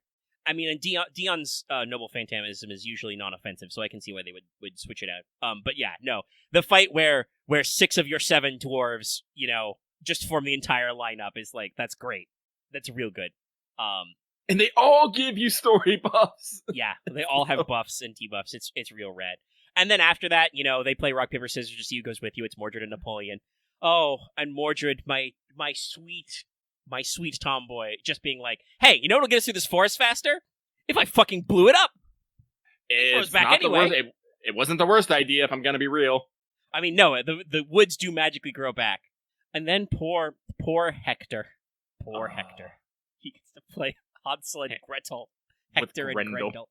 I do feel like this at least acknowledges the joke that I've talked about with, because I even talked about this when I did Fans of Friday for Grendel, that, like, there was actually a design submitted of, like, pretending to be a schoolgirl Grendel because Grendel is a shapeshifter. So, like, making Grendel the sister and the jokes about that, I'm like, that's cute. That's distant acknowledgement, but it's funny. I'm just thinking of deep voice, Oni-chan. Yes. Yeah. And before that, though, like I said, at that point, we'd already gotten a message from Jacques, who tries to be like, "Call me Jane." And we're like, "Calamity Jane?" She's like, "Shit. Call me Jack." Nope, we got one of those too. Fine, I'm Jacques de Molay, all right? I'm not gonna bother hiding. Fucking, it's fine. Like I said, Jacques Molay is having the hardest time being a villainess ever. Because she has to babysit, Liz, damsel in distress Liz. Because I guess the other Liz is the other fairy tale princess girl who, like, goes out into the woods and, like, finds the secret and stuff, right? Like, yeah. And I think at this point, was it Hector or Napoleon who called it out? Hector. But, like, she's... Hector. Yeah, okay, yeah. Because she's, like, they specifically mentioned that while she's definitely trying her hardest to be Cinderella, she really is, like, several characters rolled into one, Yeah, she's supposed to be the fairy tale princess archetype. Yeah, so she's got Red Hood, Cinderella, and Snow White all rolled into her. And I like that even Hector acknowledges, like, well, Red Riding Hood's not normally a princess, but you know what I mean. Well, so, and actually to raise this point, so I talk about this in the Wanted, but to reiterate for people who haven't watched it yet, and to Innocent monster, baby. Yes, Foreigner Jacques is the innocent monster version. This is the one who embodies the urban legends about the Templars. Yes. I said this in the one, but normal Jacques de Molay would be the Saber version we got in Arcade, who seems, by the way, like a perfectly normal and cool Saber. Like, he's actually, like, seems like he's a dude. He'd be an all-right regular servant, Mm-hmm. This Jacques is all of the legends that were attributed to them. So all of the weird mythology of Friday the 13th that got added, Jacques de Molay allegedly had a dying curse, like some Curse of the Mummy shit. God knows who is wrong. A calamity shall come to those who have condemned us. By the way, that Pope died within the month. And King Philip IV, by the way, who according to history was called the Fair at the time. Taking that back. He's King Philip the Stupid. King Philip the in debt. No, literally, he was in debt to the fucking Templars. He was a goober. He died of a stroke while hunting within the same year as Jacques de Molay, who, by the way, was 70 when they burned him at the stake. He was an old-ass man. Good for him. He made it to 70 at that time? Fuck. Yes, as an active crusader. Holy shit. Like, he was alive as the Templars and the Crusaders were being kicked out of the Holy Land. So, like, yeah, no. That's why I feel like, say what you will about the Crusades, and he was trying to get a new crusade going, but, like, the man was he lived. He was living. It's kind of a terrible shame that he was done in by a stupid, heresy plot that was totally faked. But yeah, no. I mean, I think he was genuinely in the fight. There's actually some conversation that I dug up because there were some urban legends about this. But Jacques de Molay and the Knights Templar were actually in conversation with the Mongols to try and work about, like, splitting the difference between the Saracen forces and stuff. And there's an urban legend that Jacques de Molay took Jerusalem in 1300 because there was a Mongol commander named Muley who was responsible for that one. But because you can write mole also as like molai, like there's already a lot of different transcriptions to phonetics anyway. People thought that was Jaxtabole. It's very funny. But that's this version is, right? All that urban legends. Friday the 13th, Baphomet, all of the urban legends that the Knights Templar had access to powerful relics like the Shroud of Turin, which is why Jax has the skill Shroud of Turin fake. The Holy Grail, shit like that, the investiture controversy. Rumors about their initiation rituals, because they did have some very secretive rituals, but my best guess based on studying what historians have said is any references they had to Baphomet, which should be a corruption of the old French word Muhammad, aka the Prophet Muhammad, and like, being asked to spit on the cross was like, that was basically their medieval equivalent of like seer training. They were trying to prep Templars for like, hey, if you go to bat against these guys, you're going to have like your faith challenged and you might be captured and like told to recant. What are you going to do? But yeah, so like, yes, no, this Jax is like the perfect storytale villain because that's what she is. She is all these weird rumors and urban legends and folk stories and horror stories kind of bundled together. So I'm sure there will be a twist, but I'm kind of curious to see how it will go. But yeah, we get the princess is the damsel in distress, but also she's out there in the woods and there's a lot going on. And like I said, I really feel for her having to keep Liz bottled up. Yeah. Like she tries to have a spooky, ominous, phone call with us. And Liz is just in the back. And she's like, hey, excuse me, is it not polite to have a conversation looking me in the eye? And you just gotta be like, normally it would be, but like, I just imagine silently pointing, and she's just like, what did you get up? I'm trying to have a conversation here, okay? I'm doing adult things. Go back to sleep. And then Liz, of course, is just like, oh no, master, rescue me! Click. Yeah, no, it's real good. I am just genuinely excited to get into more of it. Yeah, and hey, we've got like 15 minutes to roll in. By the way, everybody log in FGO. I'm already logged in because I was fucking doing pips earlier and I know Lucky was, so we're good. But yeah, keep it in mind. Yeah! But yeah. I think that's all we got for now. I think the time gates will be done by next week, so we can do kind of like our usual full dive. Yeah. Like I said, because I've done the pregame, I've seen some of the future shit, so I'm kind of, there'll be a twist, of course there will be. I'm kind of curious to see how it goes. I like them kind of tacking Zenobia as, our assistant. Let's see, I think I'm at like 40 or 50k points total.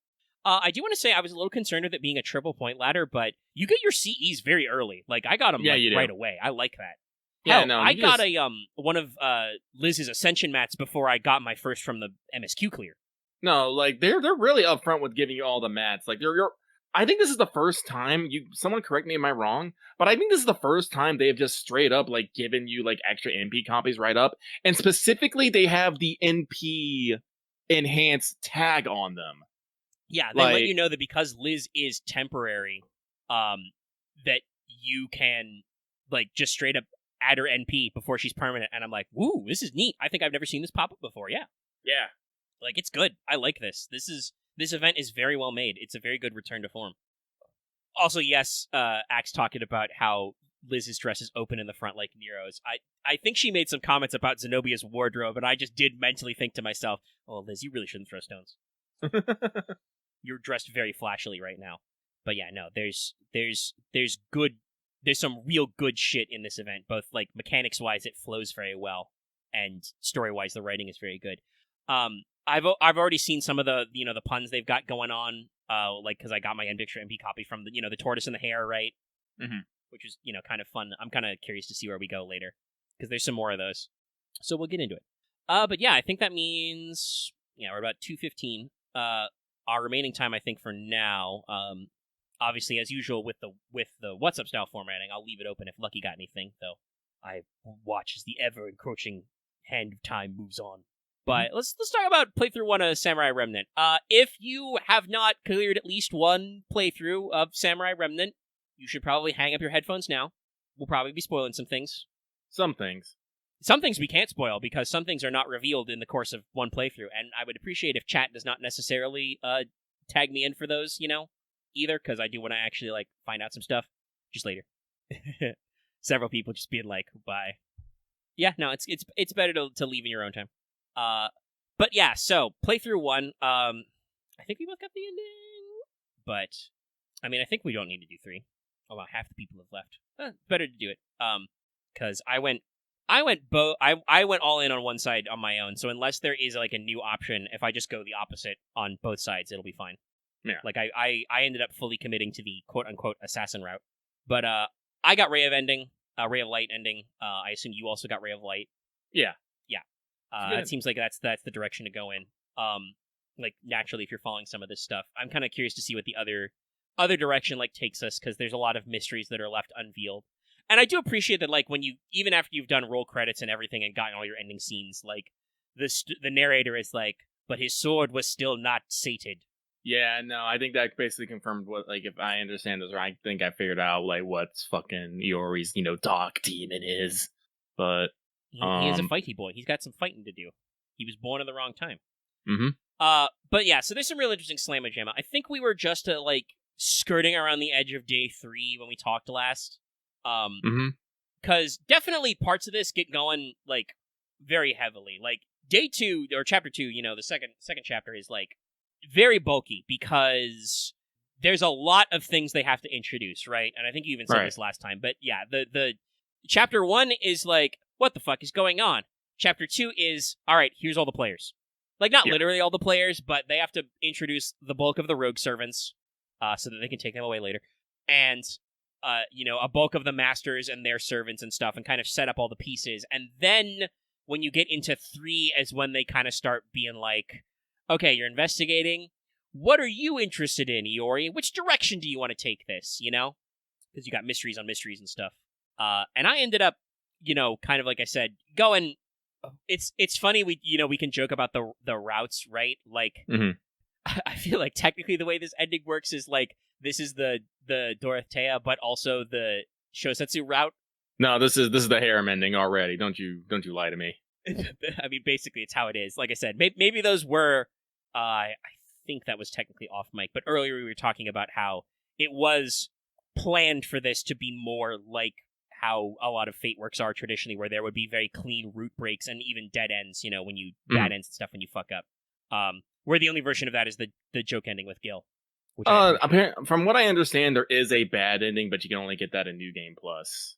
All right, I can see probably some points where there could have been some fuck ups. Maybe if you forget some digressions and things.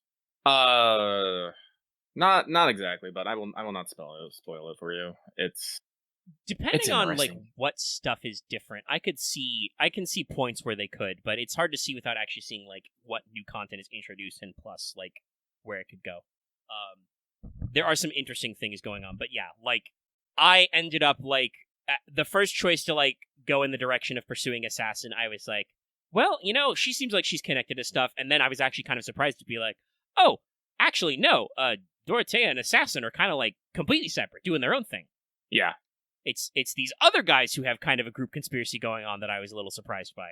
Like, it's kind of interesting to me that it seems like, and that's still unplumbed to me, because I think that is if you go the other side of the route, but like, that Chiemon seems involved in the shogunate, Shosetsu kind of like wombo combo setup.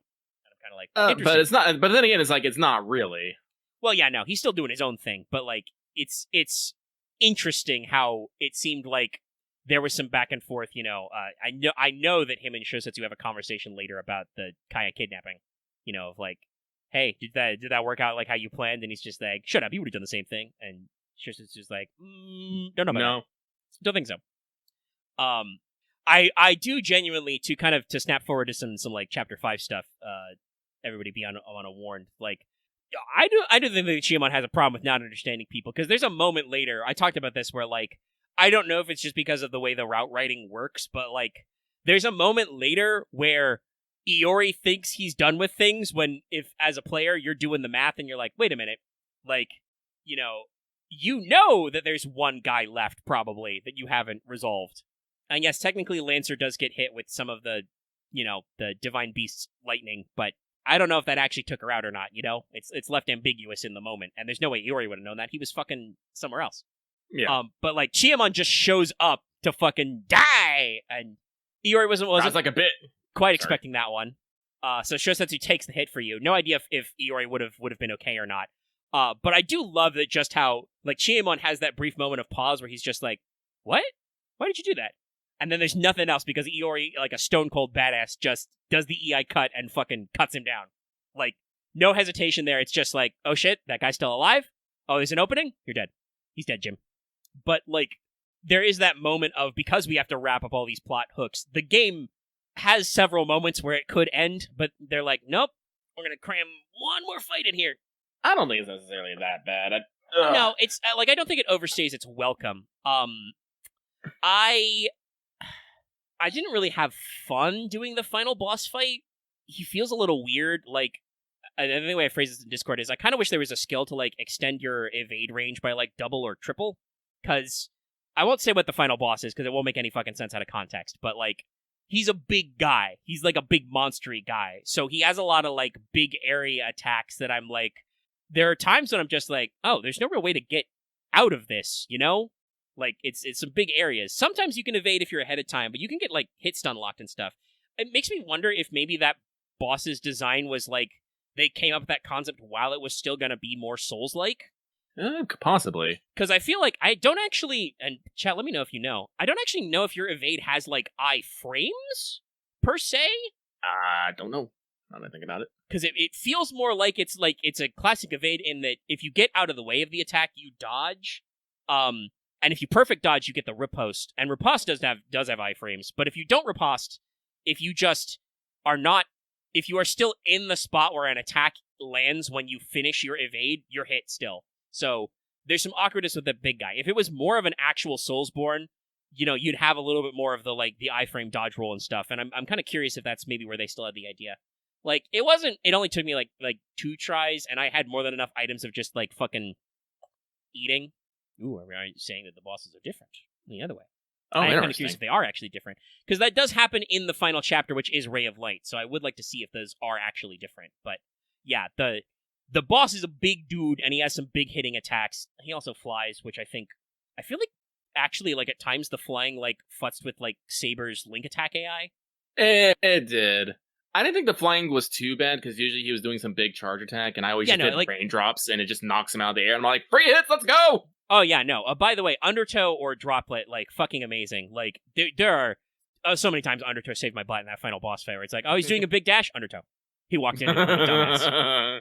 Like, it's real good. It's good for that. But, like, definitely, like, I feel like Saber was doing the Link Strike call less, because the guy kept, like, picking up and dropping down. It was not actually, like, a serious issue, but it definitely, like, did a little bit of, like, time wasting, which was weird, because, like, it is interesting, like, how enemies are. Like, in general, as Iori, there are times when I felt like Iori didn't have enough reach, even in, like, Void Stance, because there were times when I would, like, stun an enemy or knock off their guard, like, out of an attack, and then they would be pushed just far enough they weren't in sword range right away, and I'm just like, that feels a little weird.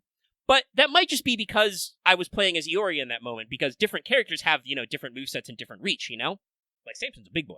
So, like I said, that was just something that I was like, sometimes I feel like I don't have enough reach. It's weird. Not necessarily bad, just a little weird. So, like I said, I was actually a little worried when I did it the first time that the final boss would be a 4 phaser. Like, he would reset 4 times. I think he only reset his shell gauge, like, twice for me. So, like, it worked out.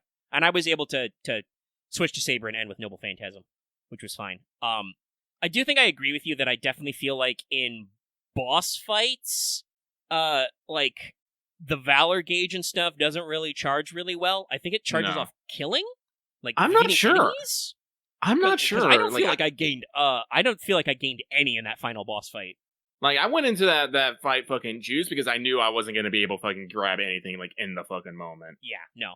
So yeah, no, like, I'm not sure, because I feel like my gauge did not charge at all in the actual final boss fight. So, Saber's NP gauge did, but yeah, it's weird. I don't know exactly. There's a lot of fiddly bits. I'll be interesting to see, like, how it feels to play New Game Plus and keep all my stuff, right? Yeah, no, like Axe is talking about, like, substance. I do try to put Valor up and stuff on my weapons, but to digress a little bit, I do like that you can improve and, you know, change out effects in your weapons. God, I wish it wasn't so random. I have to save scum making my weapon, so I don't wait. Because let me explain those real quick. Yeah. To explain the mechanic. To explain the mechanic. So Iori's equipment, you can customize it a little bit, and it's cosmetic too, which I love, by the way. but there's four bits. There's the scabbard, the mounting, the tassel, and the I can't remember what the last thing was. Well, there's 4 bits of a sword. It's besides the blade. You can change them out, and they each deal with a stack: attack, magic, technique, and defense. Ornament, thank you. Along with those 4 main stands, you can have some sort of substats. You can have like normal attack up, heavy attack up, more attack versus servants, more attack versus People monsters, peoples and monsters. Then you can have like bonuses that give you more in certain stances. You can have, health gained from killing enemies. There's health from getting from doing damage. Yeah. Stuff like that. They have a few weird ones, but the 2 that I usually always try to get is Affinity Up and Valor Up, because those are your resources in battle besides health. Now I'm gonna be real. HP on defeating enemies and HP on hitting things doesn't do a lot. It really doesn't. It's very small. I ate so many rice balls. Yeah. I'm glad that my cash did eventually stabilize. Like, once you get into it, the game kind of levels out with paying you, which is nice. Mm-hmm. But yeah, no, like, Valor and Affinity, and I think arguably especially Affinity, are like key. That is the key resource. You always want to be either regaining Affinity or like eating some snacks to get that back up, because that's how you break enemy deadly attacks. When they do like the big red attacks, that's how you can do more damage to shells. Obviously, some of them are just good for sweeping up the fuckers. Like, I never got rid of what is it? Is it Tidal Wave or Crashing Wave? Saber's Wave Attack. I never got rid of that. No, I use that all the time. Do I need to get rid of a bunch of mooks immediately? Go. Yeah, it's like, and you can get up to six dots, so like it's good. Like, so I was just like, what's that? I've got 6 bobs. I'm gonna fucking smash them. Yeah. But the thing is with equipment is you can upgrade it. The workshop lets you eventually you can customize and improve it. But the thing is, you only get 10 slots. I think it is. You have 10 changes. And I think this is the thing that I think bugs me the most is anytime you do an upgrade or a change, it uses a hammer.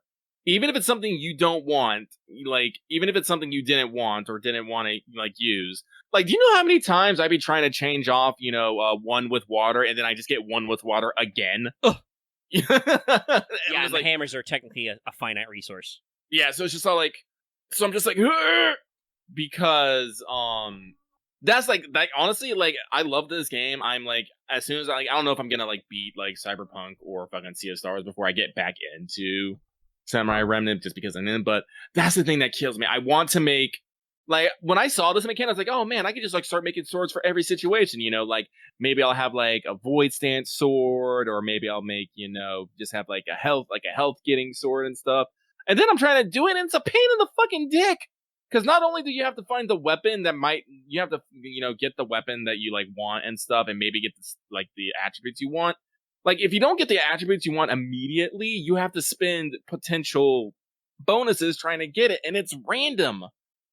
Someone got the Gil ending. Heck. But, it's like, I want to play around with my sword mechanics, but it's just not, man, like, it's too random. I don't, too random, when they said they thought of it being, because this is an open fact, they've said this in interviews, this game was originally going to be more Souls-like, because Natsu likes Souls games, and they're very popular. But they decided they wanted a game that was going to be more approachable. Like, somebody asked, I think it was a couple weeks ago, like, hey, do you think Samurai Remnant is going to be the new jump-on point? And I think the answer to that is yes, by design. This game is meant to be a jump-on point. There are a lot of references both to FGO and to the original Fate Stay Night. That moment when your Void Stance Valor Strike gets upgraded, well, I was like, when they show you the iconic shot, and it's just like, oh my god, it's the thing, but doubled. Yeah, I'm like, woo! Great visual callback, right? That people who've never watched an FGO anime or seen like the original like FGO like visual novel or anything are probably not going to get. I mean, maybe if you've used a certain Savior of France in FGO, but it's not quite the same thing, But like, I wonder if they also meant it to be more roguelike in that your drops were supposed to be truly, truly randomized and be part of like a roguelike experience, right? Because it's a shame that you cannot do this customization without finite resources, and it's randomized, and it's a problem. Like, I straight up, like, mostly because I just got really good like stat drops, I didn't really play around with the customization because I realized that it was randomized, and I'm just like, I don't want to be here tapping with hammers for 5 hours. Like, statues, I can carve those. That's a mini game that's like proactive, you know. And again, I'm on PS5 control. I know some people had problems with it. I had no issues hitting the commands to carve statues. Nah, same. I think literally the only time I failed was while I was in the VC with you guys. And I was just like, people were talking about stuff, you know? Yeah, and I think the workshop is not intended for you to max out in one run. It's really not, no. Like, you can You do need that, need so many resources. And so much cash, too. Like, once you start getting on start making the great hero statues, yeah, you can start getting a bit of a flow. But, and, going out and, like, beating up mooks is a thing, but, like, I feel like a lot of my resources and stuff I got from, like, playing story, or... Yeah, I was always pleasantly surprised when I was, like, at one point I was like, oh, shit, I'm like, fuck, I need more mummified mermaids. I do a discretion for Gil. Gil hands me 3 mummified mermaids. I'm like, oh, shit, Gil, this is exactly what I needed, you know? Mm-hmm. Like, the game, like, kind of knows where you're at with stuff, and it kind of like increases over time. You know, you start out the game finding, real shitty items on the ground, and then you still do find some of those because you do need them, but also, like, as you get further and you get more stuff unlocked, you can also find more things. Also, once you get later in the game, you usually need specific monster drops. Yeah, and I'm pretty sure there is a map of what spawns where, but it's not easy, and I'm pretty sure that not all monsters spawn at the exact same fucking time. So I'm just like, I think the best way to do that would be to track the local alerts, because obviously if you have a local alert for a type of mob, you'll get them there. Mm-hmm. But I was kind of surprised that, like, there are mobs that show up in the literal last chapter of the game, like, all of a sudden, like they keep coming up with new shit. I was quite surprised when they actually brought out giant spiders and Tsuchigumas. I'm not this. I know this is weird, but I really feel like Samurai Remnant is them saying, we could do Heian Kyo better. Yeah, kind of. Like it's not like, I'm pretty sure, like, Ko Shibashawa didn't say, I can do it better, but well, especially because, like, Samurai Remnant was conceived probably way before Heian Kyo. I especially think after the ending with Musashi's character, like, I can see how that perfectly dovetails into Las Vegas, right? Yeah, I'm trying to know, I do remember they did say that Samurai Remnant was in development during the Las Vegas summer. So, like, that has been confirmed. Yeah, they were working on it. So like that, and that's why literally that's supposed to be a dovetail. The reason why Summer Musashi introduces herself as Iori is because she is supposed to be coming right off the Samurai Remnant story, and Iori is fresh in her mind. And probably also why she's a berserker. Yes, and it perfectly lines up because she is a berserker in this story, and then Summer Musashi is a berserker. Also, and this berserker Musashi, like, has a lot of the same moves. Like, one of her 2-pip affinity is just her fucking laser beam extra attack, right? Yep. So, like, which, by the way, I do love. So yeah, there's a lot of really interesting things that kind of, like, come up and go together. But I definitely could see them being influenced by, like, the writing of Heian Kyo as it came out to be like, okay, we got some stuff here, we got some parallels. Because there are a few. It's kind of funny how, like, I mean, obviously the Tsuji Mikado family is supposed to be descended from the Abe clan. Yep. So there's a tie-in there. There's a kind of, like, there's a lot of focus on the Kusanagi, though technically, and this is actually very relevant for Ibuki's character as well. I do like how our Saber, and it is indeed Yamato Takeru. Duh. I mean, I think I had some flexes back and forth based on some of the scenes at first. I wasn't sure, but it's very clear later. I fucking knew him. I know Lucky's patting himself on the back, but I fucking knew immediately. I assumed it was. I've always assumed it was Yamato Takeru, but they make me question myself a couple of times of, like, oh, is this exactly like that? I do like how Iori isn't a complete idiot about it.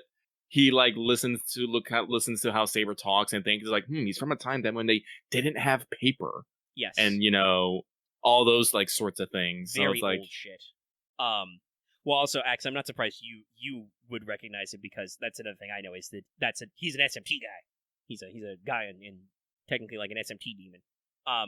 Also, by the way, if you want to answer the question, I do believe the game comes down on Saber is male, just very frequently mistaken for a woman. I think call me Korean, I think they actually might state that the gender is unknown.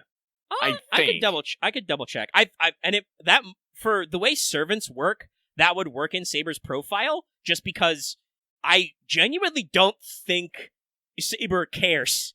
At one point, when doing like a digression, right? Like somebody is like, "Hey, young lady," and Saber's thought is not "young lady."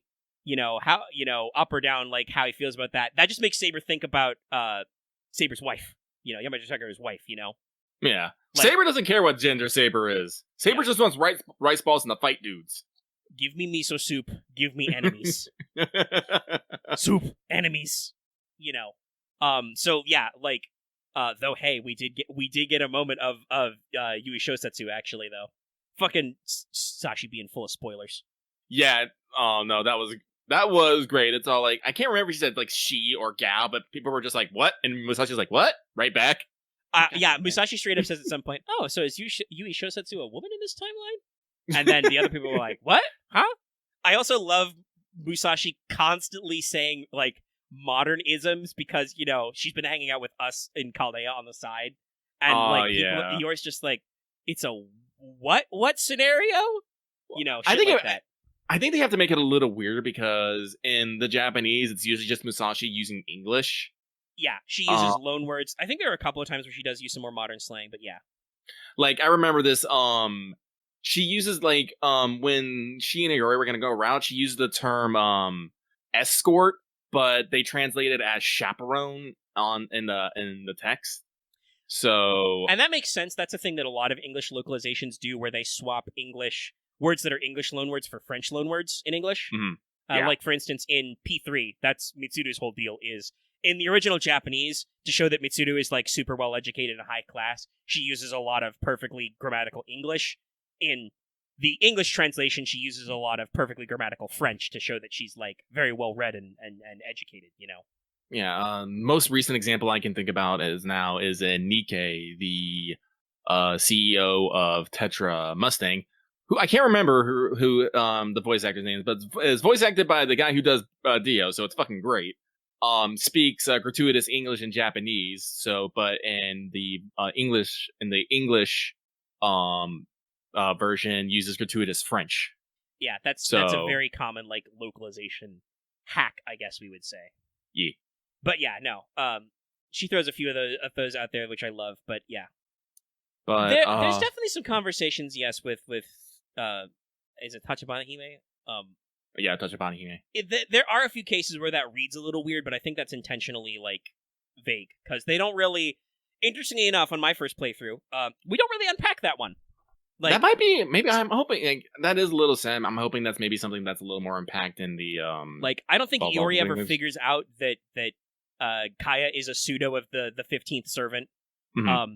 Shosetsu never blabs about it, even though she knows. Also, by the way, we totally should have figured out what was up with Shosetsu because she had white hair in a Fate property, but I put it out of my mind. Same. I forgot. So I was pleasantly surprised when they wrapped that one back around.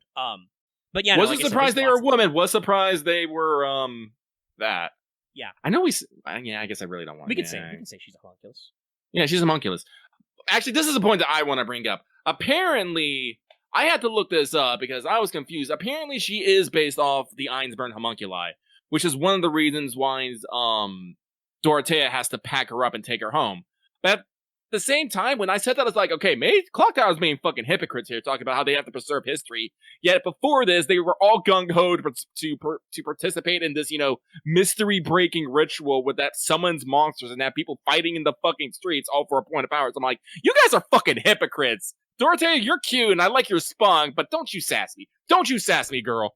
But yeah, they do say specifically in the text that it's the creation of homunculi is a Western mystery which falls under their purview. But yeah, I feel like that was a case where the script wanted to be a little more coy than it needed to be, like to not lose people who are new. But if they straight up said that like it was a stolen art, yeah, I don't think they actually straight up said it was. I don't know if they actually said it was stolen, but I actually had to read some extra stuff to get that because I was a little confused about like Shosetsu and how everything worked. Yeah, because apparently she was built by I can't remember his name, but he was in the Shimabara Rebellion, which is why why Shosetsu has the connection to Chiamon. Yeah. So there's But- there's mysteries on mysteries that I like, but yeah, Mhm. we like I said, we go through all these big build-ups with characters. I do find it kind of interesting that the game likes to do this where it likes to set you up with like, hey, you like rogue servants, right? I do like rogue servants. You like hanging out with them? What if I mind control them and you can't access their skill trees or their special powers for like 2 in-game chapters? Like, that bit me in the butt a little bit. I'm gonna be real. No. Yeah, I know, because you hadn't gotten the requisite skill trees out of Samson, and to end that particular plot point, you got to fight him for realsies, for finishings. So yeah, no, there's a few tricks like that, and then like in my ending, in our ending, the final leyline battle, Caster does a trick where he prevents you from splitting up with Saber, which absolutely boned me in my first run. I had to literally hard reset the whole thing, because not only do you, so it prevents you from re-splitting up with Saber, but if you were already split up with Saber, which I was, because I think I guess just the way to put it is I underestimated how rapidly you be able to gather rogue servant allies and have them do it for you. I was just trying to get extra actions, but Saber stays separated from you and did not hook up, and I used one of my mystic codes too early. And once you're in that fight, You've already committed to you've done everything bit, so I couldn't get more mystic codes. I do kind of feel like the workshop is also probably maybe a little bit of a holdover from their like Soulsborne ethos, because like it's very important, right? There's a lot of stuff you can only do there, including support mystic codes and certain types of leveling or upgrades. And the game will just lock you out of it for long periods of time, which is sometimes awkward. That's not like it wasn't a deal breaker or anything, but that is definitely a game design decision that I usually don't like being kind of cut out from my upgrade hub. Mm-hmm. But I do wonder if that is kind of like where it was. And like I said, it wasn't like a huge obstacle. It's just kind of annoying when like there are times when Grandpa's only advice is, surely there's some mystic code you could use, and I'm like, there really isn't though. Like I've only got 2 of these left, and I'm pretty sure one of them won't help. I did find some creative uses for some. Like that unique one that like turns a point neutral. I was able to do a funny thing where I just completely blasted some enemy territory because I got it to a choke point, and I was just like, fuck you. Fuck you. It is interesting to see all this stuff over. Like, there's some stuff out there where, like, I don't think either of us at first really guessed where Assassin was coming from. No, not really. Which was kind of dumb of us, because, like, Assassin's a character who's been mentioned in FGO before. Yes. We just weren't, we were thinking too broadly. We didn't think right. But yeah, no, Assassin being Koga Sabuto is like, oh, I get it. Yeah. You know, like, once they start dropping that direction. And I couldn't remember his name at first, but I had that thought when he used his NP and started talking about the god of Mount Ibuki. I'm like, wait a minute, is that guy from that thing with Shio's backstory? And it was. I just couldn't remember his name. So that was a neat trick. Boy, they were not fucking kidding, though, by the way, on Caster being fucking obscure. Yeah! So if you do not know what Caster's true name is, his identity, let me grab it. It was... It's like... let me find it in my history. Is it Heida? No. Or Heida. No, Ada. Yeah. This is a name that is only referenced in the preface of the Kojiki. Yeah.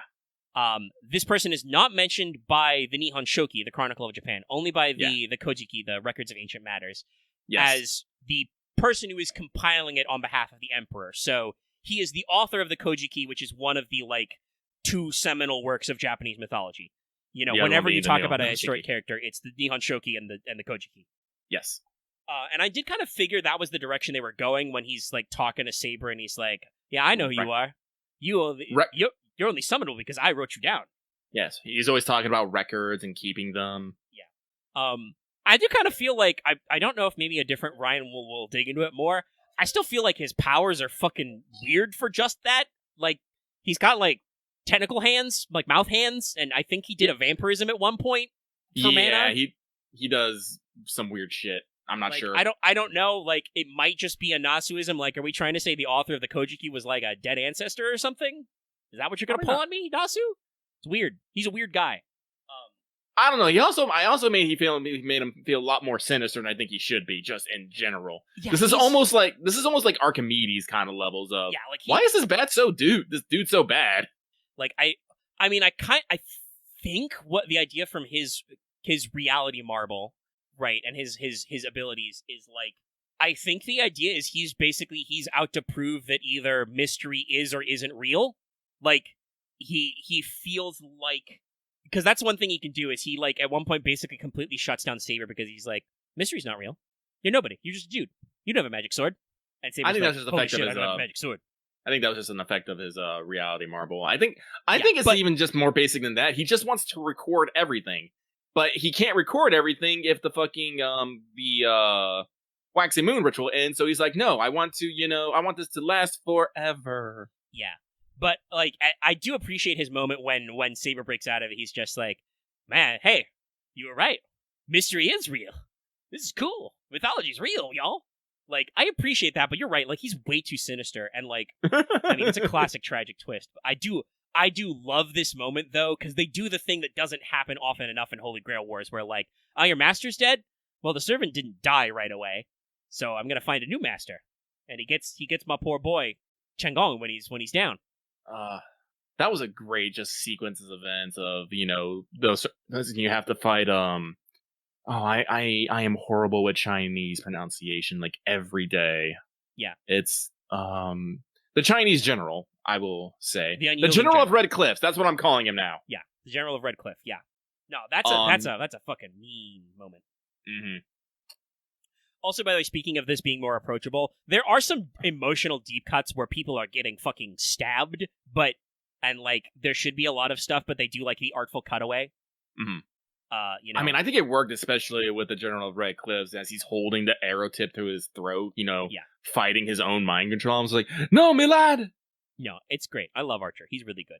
Also, the moment with Rogue Berserker, holding the umbrella for Takadayu. I'm just like, oh god, no. There's some emotional moments in here. Nah, there's some really nice stuff. Like, and I love our like. At first, I was kind of like, who is, Dorothea gives me, like, who is this sassy lost child vibes? But then I'm like, nah, this is great. I'm definitely going with, like, Dorothea is, like, actually, like, the Rin of this story arc. No, I can see a noble she's, lady like, mage. Definitely supposed to be the one who knows what the fuck is up. She's got the history with the Mages Association. She picked a really strong servant. The servant betrays her at one point. Yeah, and then she just gets in way too over her head, and she's just like, whoa. I don't know what I'm doing anymore. But this is I'm not here to help you, Miyamoto Iori. This is just a down payment, okay? It's not like I like you or anything. It's great. Yeah, no, we talked about this last time. There was actually a little bit of overlap, but the timeline gets wibbly-wobbly. Like, Dorothea is a little too old, Iori's a little too young.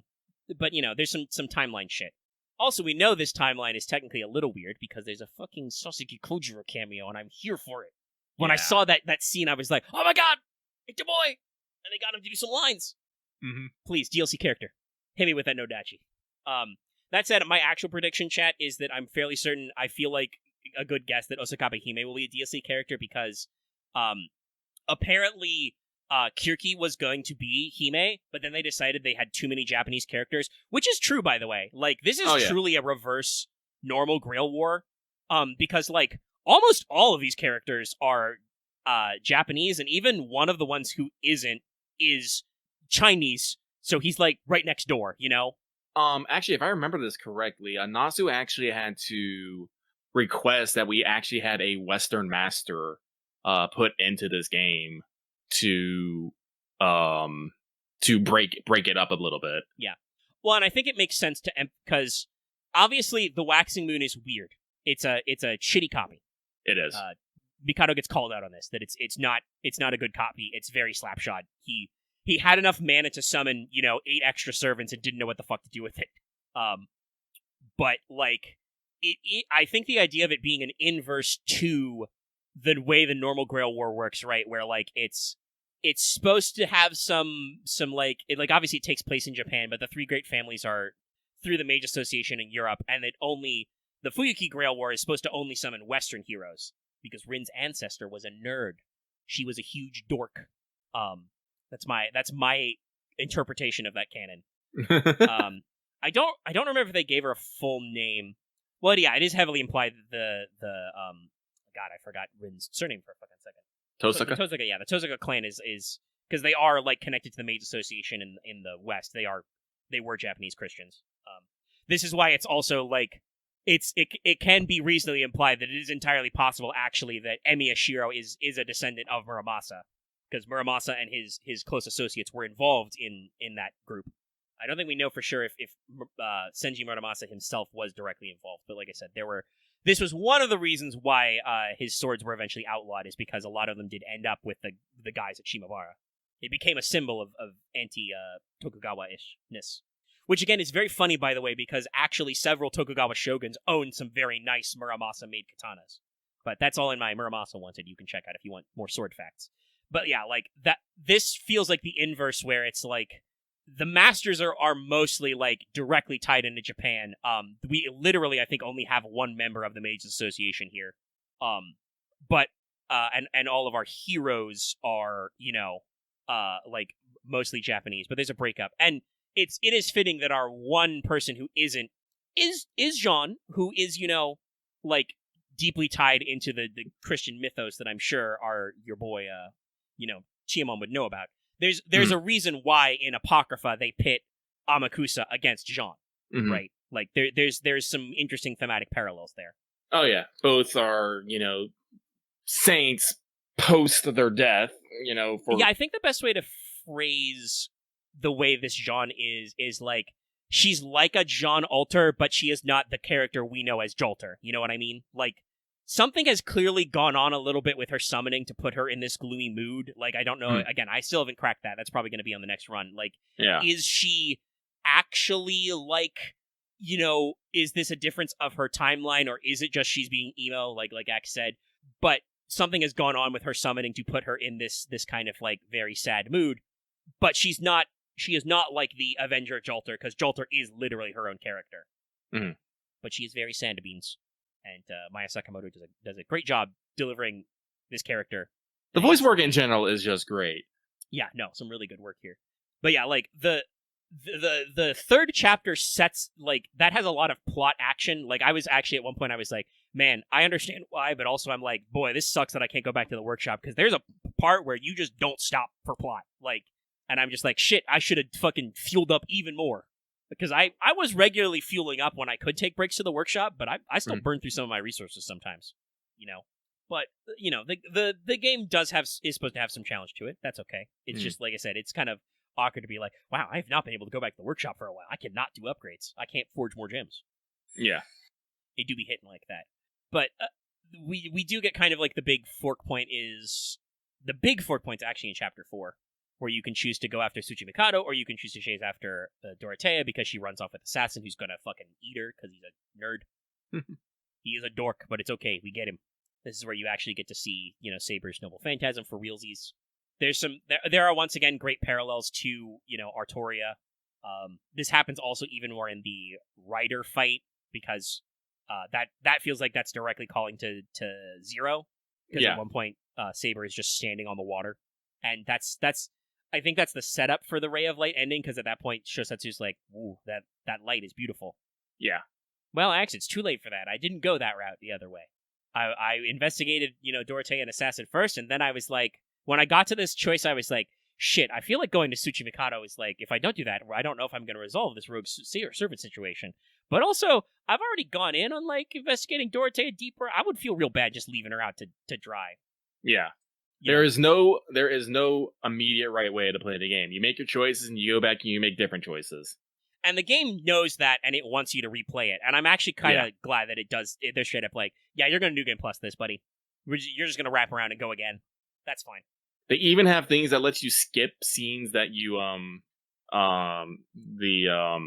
skip text and dialogue that you've already seen. I think it even lets you just skip automatically to chapter 2.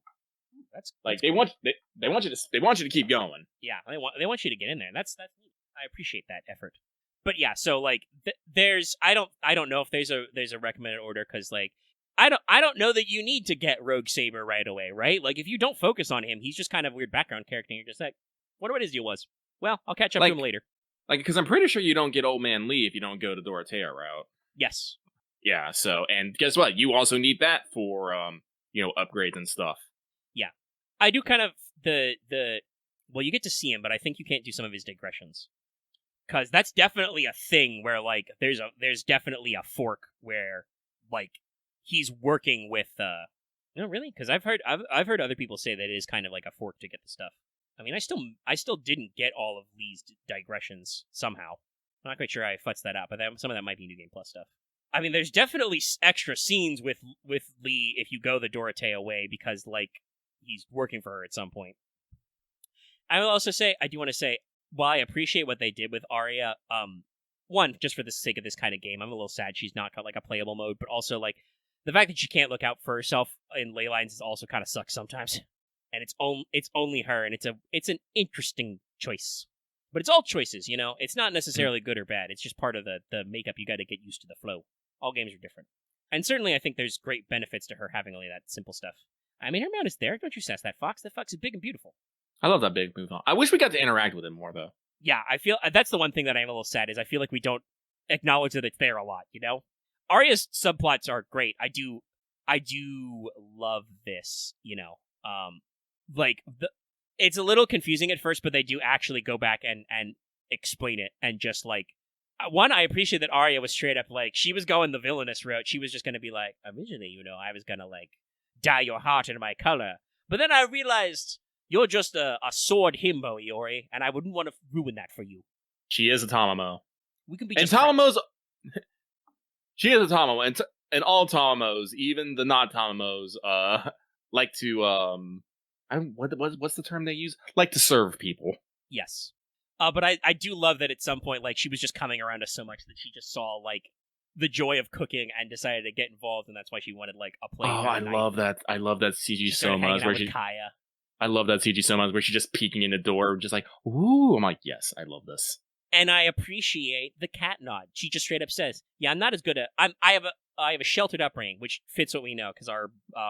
I believe our blurb for Tamamo Arya was, you know, was it the unusual princess or something like that? Yeah, I remember the word princess was used. Yes, they straight up called her a princess, which is interesting because I think Hime is a different Tamamo one. But anyway, like, so she says that she had like a pampered upbringing, and she straight up says, "I'm not a good chef as Cat," and Yori's just like, "Kato." Lucky at that point did the DiCaprio point, just right there. No. Just this game's great at that. You do that a lot. Like I said, that was me when we did the fucking the cutscene of you know, Iori at Musashi's grave, and there's Sasaki Kojiro, and I'm like, that guy, I know him. He's got his hair down, you know, but I know him. And that fucking great shot of double or Musashi and Garyujima. Well, and we should say this is an exotic world line because like in the Fate Stay Night, like the core Fate Worlds canon, Sasaki's not even a real guy. Like the person we know as Assassin Sasaki Kojiro is like he's like a Phantom Spirit fusion, basically. He is an amalgamation of a person who wielded his Nodachi, a person who could reach the Tsubame Gaeshi, and a person who fought Musashi. And like he's not really sure how much of him is real and how much of him is just the story. Like that's why that's such a big deal in Shimosa that a Sasaki Kojiro appears to face Musashi, you know? Mm-hmm. But yeah, so like there's a lot of these cute little cameos, like I said. So yeah, you work through a lot of the stuff. There's the split. You know, you come back together. I'm quite surprised, but I do enjoy the way that Ryder ends up being. It reminds me kind of like how like in Fate Stay Night, like Heaven's Feel ends up like really uptick in Medusa, right? Oh yeah. But like it's rare for a Ryder to be quite this punchy, you know? Like it does happen fairly often, but not universally. But like Ryder Ushigozen was straight up like going for the gold, you know? Oh yeah. Like she had a legit chance of taking it all. Like I think the only other one who was quite that close was Iskandar the whole time, but even then he still wasn't really gonna have a hold a candle to like some of our big hitters. But he was trying. He was a great guy. Good boy. But yeah, no, like, and the fucking scale of the Divine Beast, I'm just like, damn. Huge.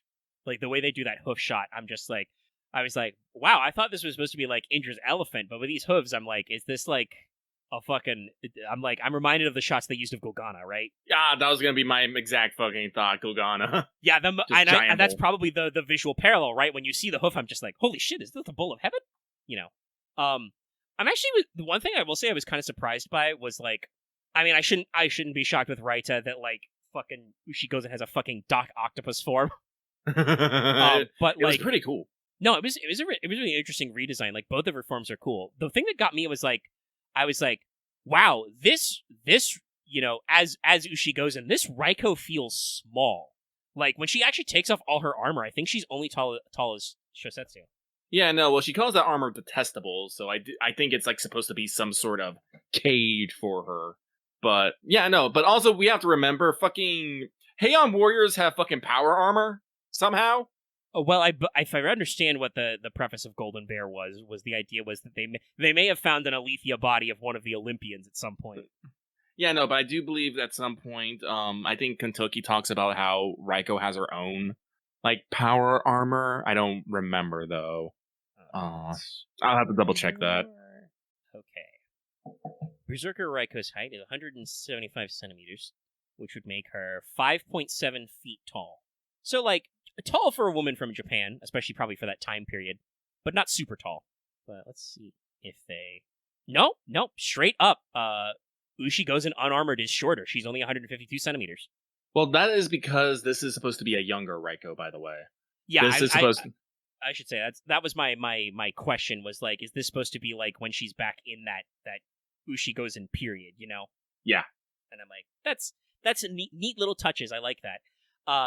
I will say, the short hair look and her being smaller and slimmer definitely makes the pretending to be a boy way more believable than adult Raiko. But like, I definitely was like when all the stuff came off, I was definitely like, ooh, girl, this is not a good look for you. You need a power nap, and I think you should grow your hair out. But no, they did a good job of punching it all up. I do kind of want. I don't think Musashi said anything directly, but I was wondering like if she couldn't help but think of like Ivan, right? Mm-hmm. Because I think this should be after that. She should have seen the Mammoth Man. But yeah, so like I think they do a good job of making everybody satisfying. I think the only character who's like weight class I was confused by was Castor. Where I'm just like, boy, this guy's slapping pretty well. Okay, I shouldn't say that. I was kind of bemused in the last leyline battle where there were times where I'm like, boy, I just fought a 1v1 with Shinmen Musashi and came out, not dead. How is this old kung fu man able to stop my attacks? Is there actually? I should double check. I thought there might be like one of the heavy attacks might have like a guard breaking ability. I know that's an upgrade you can get for spells, but there's no like generic way to break guard stances, is there? Generic way, no. Yeah, I think you got to use an affinity technique or use maybe a specific heavy attack. I'm pretty sure that's historically accurate. Like, because the thing about Old Man Lee is that's his bodyguard and trainer form. So like that's when he had his experiences actually like teaching people martial arts, which is why I think that's why his martial arts are said to be better, and why he focuses on the bare hand. Lancer Lee is that way because that's when he was younger and more rough and tumble. I don't actually know if because Li Shuwen is a shockingly modern heroic servant. Like, when did he actually? What's his death date? Let me double check. Yeah, 1934. He's one of our last guys. He was called the God Spear Lee, but he had some different time periods in there. So I think it was when he would have been around his death time. I'm pretty sure it was not common to be carrying a spear. Probably a lot more common in the 1920s to be punching people, but I'm not sure. I do appreciate the nod where like he gives you his true name and stuff, and the people are like, Saber and Iori are like, I'm not familiar enough with Chinese history to know who this guy is, because they wouldn't. He's not alive yet. I do kind of wish they would touch on that, but yeah, there's fun stuff there. Yeah, like all in all, I think the one route is good. I do kind of like that they don't explain everything. It's good feel. We were only up to wind stance when we talked last. I do think that fire and void are like great additions. I was kind of curious if they were going to do a void stance. Yeah, I kind of felt like I kind of figured from the way the skill screen was laid out that there should be a fifth ring, right? Mm-hmm. Well, yeah, but I'm still glad to see that, and I like the subtle touches because you would have had a couple of points to play as Musashi before you get there. That Berserker Musashi style plays very much like she. It's very similar to Void Stance, right? Like she has some other moves mixed in there, especially in her boss fight. You can see her move through the different stances, but it's a nice little nod. I definitely feel like as I got further in the game and stuff, like because you talked about this being your dominant strategy. My dominant strategy definitely became Void Stance all the time and just 2 Rice Balls whenever I got low enough for the debuff, you know? Yeah.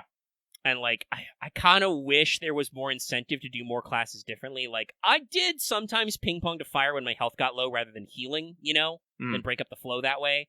But I did definitely feel like at a point where, like I didn't go super deep into some of the Wind Tree stuff, just because I was like, why the fuck would I be in Wind Stance when I have access to Fire and Void? And Void gets bonuses versus Shell Gauges, you know? I like using wind specifically against monsters, but like only monsters. Yeah, and I can definitely see it. Like, that's maybe like where some of the ranged options I'm looking for are, though they are on a resource, though you can improve your Magecraft bars.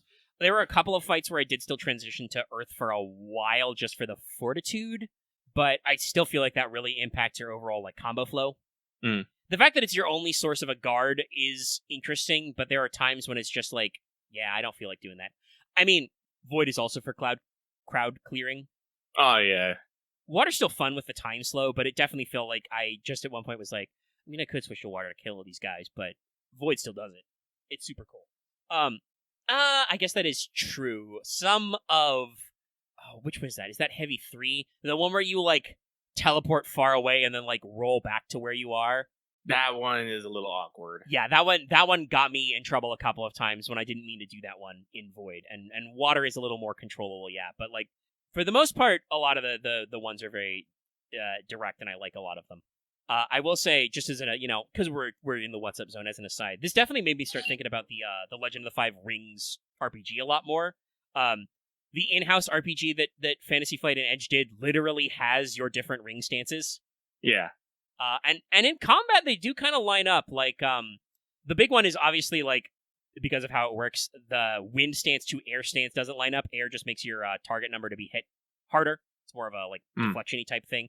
But like water gives you an extra action that doesn't involve a roll, so that's good for dual wielding and support stuff like that, and mobility. So that makes sense.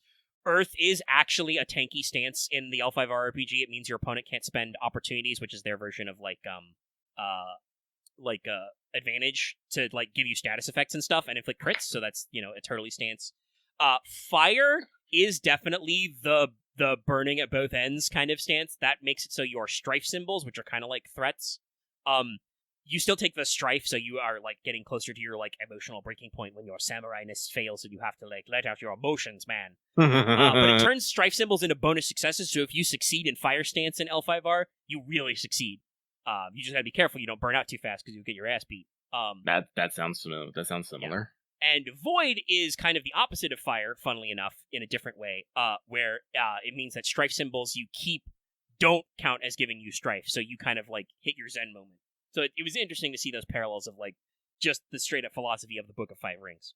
Also, yes, to answer your question, Axe, I am actually pretty sure that Iori is actually supposed to be doing all of those things in universe. That is diegetic, because he does have access to Magecraft and Mystic Sword techniques, obviously. So like I do think he is supposed to be. Well, I think that's kind of the point of his character arc, is that he just starts as this kind of, I guess I don't want to say mediocre, because he was the best student of Miyamoto Musashi, but he's in a time of peace and his swords aren't things. But then he starts getting in life and death battles with hundreds of mooks and otherworldly magical being, and he starts honing his magecraft, honing his swordplay. He starts reaching for what Musashi reaches for, reaches for that 0 point. Yeah. And over the course of these battles, reaches it. So, and you do, yeah. And I do like that they make you do that and see that moment, right? Like, yeah. Like your first two stances, Earth is 1 sword, water is 2 swords. That's it. Yeah. Wind is after like you start seeing supernatural shit. Iori's like, okay, all right. How can I apply my magecraft to my sword fighting? Right? Mm-hmm. And then after he gets in some fights and stuff, and like Saber has to bail you out, Iori's like, okay, I gotta get real. Yeah. Like what I gotta get real serious. I gotta rediscover fire stance. And it makes sense that like he wasn't doing the fire technique, because you can read the commentary about it, right, in the logbook, and it's straight up like, hey, twice as bright, half as long type shit. if you burn up your whole life for the sword, you will die and you will lose, so be careful, right? I think it was great that, he got that moment after seeing the noble phantasm. Yeah. He was just all like, it was like burned into his mind and, awakened something in him, just like, oh, because like, boy howdy. And then Void is that moment where he's like, okay, I gotta get Zen. How can I have to, maximize my power? How can I match Saber? And stuff like that. And obviously, like I said, the cherry on top of that being the fucking double Tsubame Gaishi is just like, ooh, chef's kiss. I love how you unlock it after the fight with Musashi, because you basically surprise her with like the one technique that she fucking feared or something. It's just like, whoa. Well, and if you recall from Shimosa, like that moment when they fight and are kind of fighting to a draw is that moment where like Musashi's sword is 0, Mm-hmm. all possibilities collapse to nothingness, and therefore it is, formlessness. And then Sasaki Kojiro's sword is the infinite, like it is every possibility stacked on top, what wins. And it's arguably a draw. We call it in the favor of Musashi, but, it's both of them kind of died after that. Mm. I do also, by the way, find it interesting that this explicitly basically shows that, like, technically as a wanderer, a drifter servant, Musashi can basically be mortally wounded and then she just moves on. Mm-hmm. Because, we request a battle to the death and it's for realsies, and then, you strike the blow with the double Tsubame Gaishi. And yes, you're right. I like that that's like her special unlock, because all your friends have special unlocks when you get your bonds out there. Like, you can get a special magecraft from Ku to like do spears. Arjuna, you can do like an Agni blast of like a fire wave kind of a thing.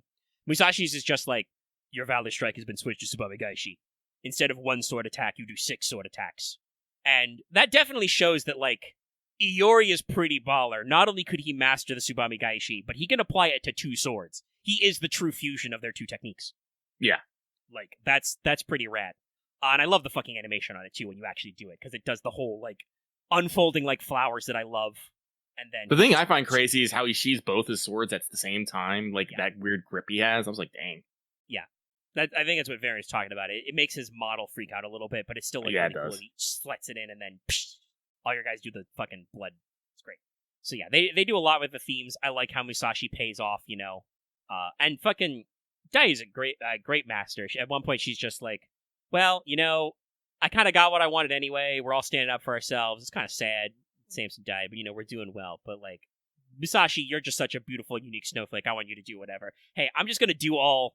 I don't know shit about Magecraft, and then she's just gonna be like, I'm gonna hit you with all 3 command spells. I order you, just do whatever the fuck you like. And Musashi's just like, wow, you're great. I'm having a great time. Mm-hmm. And there's even that I think that parallel comes later back also as well in the Ray of Light ending, because like I said, they feel like there's a direct reference to Fate Stay Night and to Zero there, where like Iori is, the one time he uses Saber's name, he uses 2 command spells to be like, destroy the Waxing Moon. Do it. No, he only used 1 because. Did you use 2 earlier? Yeah, remember he uses 1 to stop Saber from using the and then he used another, I believe, to fire the Oh yeah, it's against Assassin. You use a second. Yeah. So he still uses 1 command spell to be like, I order you, destroy the Grail. By the way, I love that animation, especially when they did the part where the fucking goes dark and you just see how his eyes have lit up. Oh. Yeah, no, that's another thing I've talked about off and on, Mike. The aesthetics of Samurai Remnant are peak. Like, the art style we talked about before of everybody's little sprites, we've already taken some of them as, like, emotes, Mm-hmm. The voice acting is all really good. Like, I get grasps on all the characters. I don't remember Raiko's VA, like, off the top of my head, but we already knew she does Unhinged very well, but, like, the Ushigos and deliveries are very great, and, Chengong has great, like, emoting at multiple points, because he's got a lot of range of emotion to go through. Mm-hmm. But the visuals are really good. I love they do that, like, anime Sakuga frame of, like, the fucking... The white? Yeah, the whiteout effect and the star shine on Noble Phantasms. It works so good. Like, both for, like, obviously for, Musashi has that with, like, her, her NP, which is great, but also, like, when you actually get to unlock Saber's, special technique, it's so good, and they work it into fights. And it's very anime-esque, but it works out so well. Like, when you actually do use your Noble Phantasm to defeat, Assassin and Rider, it has that same effect of that, glimmering light. And it's real good. It's real good. No, like, also, I just love so much about this. Like, the design, like, the art design is amazing. I know a lot of the servants were designed by, like, their OGs or their associates, but Rei Wataru did a lot of work. Like, all the original designs for all, like, the masters and NPC are amazing. Like, Dorothea's detail, Takadayu's detail, Mikado! Tsuchi Mikado is a little weird because he's robed most of the time, but when he takes off, he's like, oh man, you do not look well, my dude. Yeah. He looks a little off, but he's got a lot of detail. Like, there's a lot of little things about Chiemon's design, like his different scars and bandages and shit. No, there's a lot of real good work there with everybody, I think, and it really shows. The soundtrack is non-obtrusive but solid. The overall leitmotif lives in my head a little bit. Yeah. Like, I keep hearing it. I was like, have I heard this before? Like, somewhere else? Like, no, it's originally here. It's like, damn, it feels like something I've heard before. Yeah, I know the boss theme is definitely like an FGO theme, but the leitmotifs, I think, the other, like, general vibes are original. They're just kind of, they're good. They're chilling. But yeah, it's just, all in all, it's got all of the, whatchamacallit, like, it's got all the hallmarks of a really good, like, all the production values are very high. There are parts of it, I think, that you can tell where, like I said earlier, there are some parts of it that don't quite match up in the gameplay, and I think that may be from when they did do some kind of, like, they kind of altered their design goals, Mm-hmm. But for the most part, like, it still plays really good. Like I said, I don't know, like, how did you feel about the final boss fight? Hey, Because, like I said, I don't think I had fun with that guy, but it also really wasn't that bad overall. I mean, like, you talk sometimes how you do a couple fights over. I never did, so I just kind of took everything with, this is just another thing. Like, I liked it, but also, like I said, I spammed items, like, most of my items. I was just so I can constantly do things because, like, while, like, some of the normal attacks were wide-reaching and kind of a pain, and that leap, that jump down he does, it's a pain because only, like, a couple enemies have the room-wide thing where you have to jump, so you're not always, like, prepared for it. That got me a few times, but other than that, I think they're generally, sometimes his lava shockwaves are, like weirdly high, and you can't jump over them unless you time it really right. I don't know. But also, like, I was just spamming Sugar Water and Campeto so I could just keep doing affinity attacks and just keep knocking him out of the sky, breaking at attacks, get that shell gauge on. Like, usually, like, this is the complaint I have about it. Usually I was pretty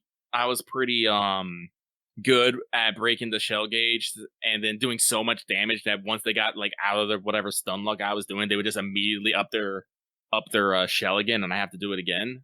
So, because that's what I do. I would basically just beat away at their shell gauge, and then as soon as they do, I would just do a bunch of moves that would... Because you can do moves to stun them, like, even servants. Like, this is something I appreciate. Even bosses aren't immune to being stunned. Yep. Getting a bit of the stun lock on them. You can, like, knock them around, stun them, lock them into attacks. And so I would just chain a bunch of that onto one hit, do a lot of damage, and then just do the shell game again. And it seemed to be a strategy that worked pretty well for me. Yeah, the way I worked for most bosses was just, like, when you break shell gauge, it was usually, like, that was when I would start chaining more affinity techniques, or I would do the substitution to, like, swap in and do a lot more damage that way, even with normal attacks. Once Saber's NP was unlocked, there was a lot of time where you would you could just do that, and that would just, like, instantly go to the next phase. Yeah, and then you can, like, unlock a Saber's technique where you can do the self-charge MP. I was like, yeah, you even got, I'm sorry, I just thought of this. Yes, they have MP charge in this game. It's a skill you can have. I'm like, oh, great. Almost every regular servant has it as one of their free pips. Yeah, actually, no, every servant does that as well. Like, once you unlock their Noble Phantasm, you can get access to that. Yeah, and just, so, as I said, like, I didn't use any of the special things gave me, but like I said, fucking Campeto, Sugar Water, all that, just feed it up, charge MP, go! Yeah. And I think I didn't do that as much because I burned through more of them earlier, being a little more freeball, so I was a little, like, low down on my resources after. And I'll admit some of this is my fault for not expecting there to be a giant gribbly mud monster, but, like, after fighting Castor and Chengong for, like, 2 phases, I thought we were going to be done here. But this may also be part of, like I said, the fact that they were planning for more routes and then compressed it down. Like, you do have several fights that feel like they could be the final boss, but are not. There's more bosses. And that's not necessarily a bad thing, but it definitely, like, I feel like I'm gonna have a better time on a New Game Plus because I'm gonna, even when we're doing new fights, I can, roughly gauge, like, well, there should probably be one more after this. Don't forget about that guy. Honestly, I think about, like, speaking of, like, actually, most fates end with a huge gribbly monster? Yeah. Now that I think about it? Like, not always, but or at least has usually one there's huge... usually there is like an extra boss, like, because like extra ends with Saber, CCC ends with either like Super BB or Kiara, depending on what version you're going through. Like, the actual Fate Stay Night, it really depends, right, on which route. Well, I don't think there wasn't one. There wasn't one in Stay Night, but in Limited Blade Works there was the Grail creature thing that Gil Anger made. Manu starts to come out in Unlimited Blade Works, and you don't fight it necessarily, but you do have to blast Anger Manu in the container at the ends in Heaven's Feel. Yeah, in Heaven's Feel, you still have to deal with Dark Sakura and Anger Manu a lot. In Zero, it's much more psychological. Well, it's not in the ending, but you do have to fight Gilderoy's fucking tentacle beast. That's a big climax point where everybody gets involved in the giant sea fiend. Yeah. There's no giant monster in APOC, but I think that's just because they had, the 7v7 strat, so they were able to... Well, there are giant monsters, but that's still part of technically a 1v1 with Mordred and Semiramis, Like, I'll count Spartacus. That man got swolenated. That's true. So yeah, there are usually giant monster fights. Technically, Samurai Remnant is unusual in that it has two. Because you have the divine... You don't fight the divine beast directly, but it's still a threat you have to deal with, and then there's some Gribbly boys. Unless maybe the divine beast does end up being the final Gribbly boy in the other route. Who knows? Who knows? I am kind of curious about some of the timing and stuff, right? But yeah, like... and in general, it's really interesting. Like I said earlier, Iori's kind of a... Oh yeah, Adam was another threat they have to deal with. You have to deal with giant scale threats usually, like, a little bit, but it also, like, wraps around as, like, the finish, Is it the climax or is it just a big threat? I said earlier, though, I called Iori a sword himbo, and I do kind of feel like that. Like, he's just a guy. He's just chilling. Like, he's smarter than he looks, but also there's a lot that Iori chooses not to acknowledge, either for his own sanity or just because he can't do anything about it, Like, he does work to eat, he wants to take care of Kaya. Once he gets involved with, like, Saber and the Grail War, he starts those early chapters kind of, like, unsure what his wish would be, but does ultimately feel like, after watching, Ryder and Saber and Chiamon and Lancer as well, it's like clash in chapter 1, he's like, alright, okay, I can't just sit back on my laurels and hide, but, like, I can't let these guys just fucking crush Edo. And that's kind of like where his Ray of Light characterization goes, where, like, ultimately you decide, okay, this ritual, this is not good. This is not good for anybody. Something that is proven in the Ray of Light ending when there is, we don't go all the way, but there's a little bit of Grail mud. There's a little bit of Grail mud. A little bit of goop. We're gooping a little bit. Just a little bit. But, like, he ultimately decides that, like, no, this is the era of peace. The best path to, like, have a peaceful world and make a better life is to do this weird dark magic shit and to stop blowing up Edo. Stop doing that, everybody. Like, Shosetsu has a similar plan, but is way more far-reaching, right? Like, Shosetsu's wishes, I want there to be no injustice in the world. And most of us, like, upon hearing that, realize, like, ooh, that is not gonna go the way you want that to go, buddy. Yeah. Like, technically, Ushi has the answer to that, which is, like, I'll just use the magical power of the waxing moon to kill everyone. If everyone's dead, there's no more injustice. Perfect. I will destroy everything righteously, and then myself. And Shosetsu's just like, what? Huh? Using command skills? No. I order you, obey me. And Raiko's like, or Ushi goes, and I should say, is like, I am obeying you. Smile emoji. You need to fucking spritz Raiko with a water bottle. Just stop. I command you, listen to my words. Like Shosetsu tries, but ultimately it doesn't work because, I mean, I do wonder, like, exactly what's going on. I should probably check Ushigozen's stat lines if they have a lot of independent action and magic resistance. Because, like, here's the thing. And Saber brings us up a couple points. Technically, I think Saber has, like, magic resistance A, like, same as Artoria. Artoria can buck a command spell for a little bit. Like, Yeah. you see this both times she's ordered to destroy a grail. She actually, like, holds off, and a second one has to be given for her to actually cut loose. In Zero, it's because of, like, she actually doesn't want to destroy the grail because she doesn't understand what the fuck's going on with, Kiritsugu, because he doesn't explain anything. He's kind of a jerk. Yeah. Like, I think he has a very legitimate reason, because he has just gone on an existential deep dive quest about why the grail is not good. There is no justice in this cup. Ooh, yeah, if she has independent action EX, I would expect how she could dodge command seals, yeah. Yeah, no, that means she literally doesn't need a master. And that's provided when she creates her divine beast construct, is like, she's synced with all the ley lines, so yeah, she straight up doesn't need a master anymore. Mm. So, like, yeah, there's a lot going on there of, like, I was also gonna, I mean, if it's madness enhancement, that makes sense. That's the same as Raiko herself, so that follows. But also, I was gonna wonder if she maybe had mental corruption as well. Because, like, that's the thing with mental pollution or mental corruption type things is, like, mutual understanding gets weird. So I could totally see, like, a mental corruption servant misunderstanding their master's wishes. But yeah, there's a lot of fun to play around with a lot of that stuff. And like I said, I actually appreciate that, like, they actually bring up the thing that is mentioned in Fate a lot, but usually doesn't happen exactly like this, where the one master dies and so the servant tries to pick a new guy. Usually what happens instead is, like in Fate's Day Night, is Rulebreaker gets passed around like a piece of candy. It does. Like, Archer breaks free and Unlimited Blade works because Medea, cuts him free, and also severs Saber's contract with Shiro, but then Rin reconnects with Saber as her servant because she's free now, that way. And Archer never reconnects with anybody because he's got a decent independent action and can live a couple days.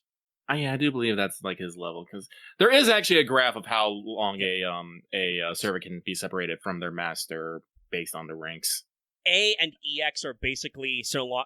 A I think is so long as you don't overuse Noble Phantasms, you're basically got unlimited mana supply. EX is like usually literally can exist forever.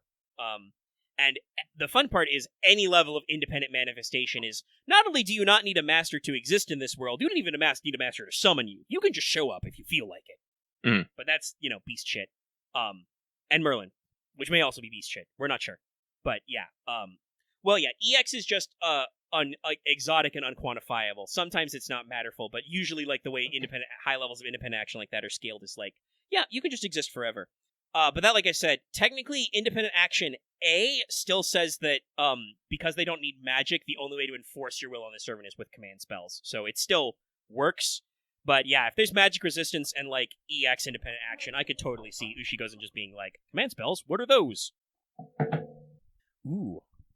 Very interesting with Yoshinaka. Well, I'll have to get into his stuff when I do that route.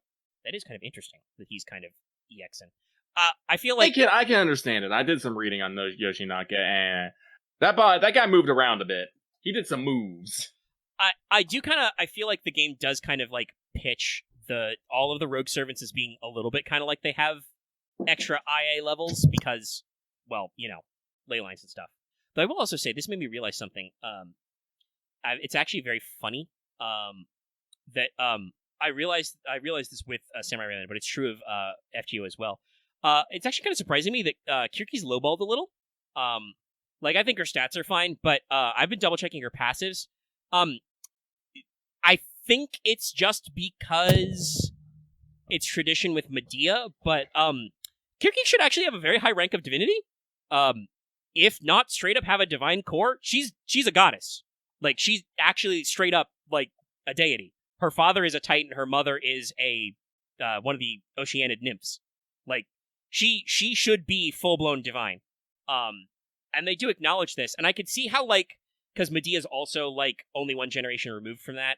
Well, here's the funny thing, Ax, that Hime actually has divinity because she is technically the kami of a castle.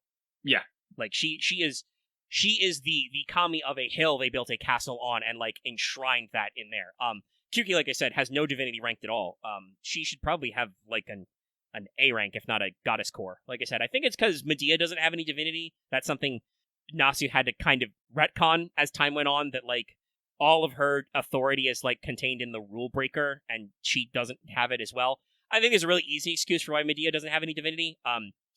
Medusa's divinity is like E- because she's an anti-hero. Medea's the same way, and Medea's never really been worshipped as a goddess. Like, she is a more of herself as, like, you know, a hero or a witch. So I can see Kirky as a witch, like, having a degraded rank, but, like I said, her dad's straight up Helios, the sun god. She's kind of a big deal. And she's very fun to play. I like how everybody's unique, obviously, but, like, with Kirky especially, I like how, even though she's a caster, she's, like, a heavy character. Like, her swings are very deliberate, and a lot of her moves are, like, big, slow setups. Like, she'll do, like, a big, long lightning bolt or her beam charge and stuff. Like, it's neat. I like it. Also, Piggyori is life. Piggyori is life. But not to necessarily stop our... Well, no, I am. We're going to stop our Samurai Remnant. We've been 3 hours and 40 minutes. Yeah, I think this is a good stop. I don't think we necessarily have time to necessarily get into anything, because for me, it is 10 p.m. For Omega, it's 1 a.m. Yeah, it's late. I'm hungry. I can use a snack. So I think for now, we will wrap this up. We can probably just do some more Fate Samurai Remnant talk in future episodes, but it will not be a selling point of the show. We'll just talk about things as we experience, probably in the What's Up segment that will probably come next week. Yeah. But it'll basically be like that, but with other video games, and sometimes Samurai Remnant, because we got another playthrough to do, and people may field those questions in, like, mailbag or whatever. I'm already, like I said, it's way too soon for that, and I don't know all the details, but I'm already imagining that whenever Guild vs. the World 2 actually comes out, like, there will be people being like, hey, what about Samurai Remnant servants? I'm just gonna be like, it's too new. I only had beaten the game once by the time I finished the script, y'all. You need time to let this percolate. Spoilers. Well, yes, you can beat Gil as Iori, but he's holding back. I think that's not fair. If Gil was not just clowning around, I don't think Iori could win that fight. I do like how when he puts his armor on, though, he still has his fucking Jabanified design. What a dork you are, Gil. But yes, let's do a wind on down. Well, let me end it up as with some usual business. Let me check on the Fanservant Friday poll, and then we'll get out of here. We do run a poll for Fanservant Friday for all the time. So let's scroll back to when that poll be. Okay, if you're listening to this, you've only got a few hours left. If you haven't voted, it does look like Frau Gauden Rider is going to squeak out just ahead of Takayashi Hime, which is very interesting, I think, given the more Japanese flavor for that. But I'm sure she'll come back. I will say that, like Lucky talked about how this is just really good all around and, like, doing a lot of thinking and stuff. Like, this, I feel like this game definitely, because all the servant, like, lore designs are really good, this definitely got me juiced to put a few more fan servants in the tank. So keep that in mind, y'all. But yeah, we'll see about, the Wild Hunt next. Actually, no, it wouldn't be next week exactly. When's our last show? 27th. Okay, so 2 weeks. I forgot that October is kind of weirdly shaped in the calendars. Mm-hmm. Halloween is like a Tuesday. And to answer that question, Axe, I'm fairly certain there will be a Guild vs. the World 3. If this second one, like, goes anywhere and does anything, there will probably be a third one, just because I suspect that several of our people will be, like, knocking on the door to get in there. But anyway, we should wrap up the show. It has been going on for nearly 4 hours, and I do have to edit this. So, like I said, I'm not like, I don't go to bed so early these days, so I got plenty of time to do it.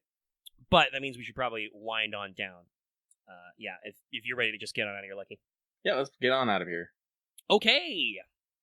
Well, if you're watching this video on YouTube, be sure to give it a like. If you got any comments, leave in the comment section down below, or hit up our Discord, link in the video description and channel page. We have new emotes for Samurai Remnant, so join the Discord to get them. It's a great time. If you are new here and haven't already, please subscribe to our channel to get more videos, like Wanteds, like Let's Talk FGOs, and other stuff. You can also make sure to hit that bell for notifications so you always know when we're posting new videos or streaming. Even if you're already subscribed, you can consider joining our channel memberships for access to membership badges and emotes to get some of those delightful tier rabbits. And as I just mentioned just now and at the start of the show, you can support us on Patreon to get access to the audio format of this episode, like the MP3 download, for as little as $1 a month, or approximately $10 a year. And at higher levels, you can vote in polls, get videos like Wanted early, and listen to Let's Talk FGO get recorded live every week. So thanks everybody for tuning in. Hope you enjoy the new formatting and the longer time. And we'll see you next time. Night. Have a good evening, everyone.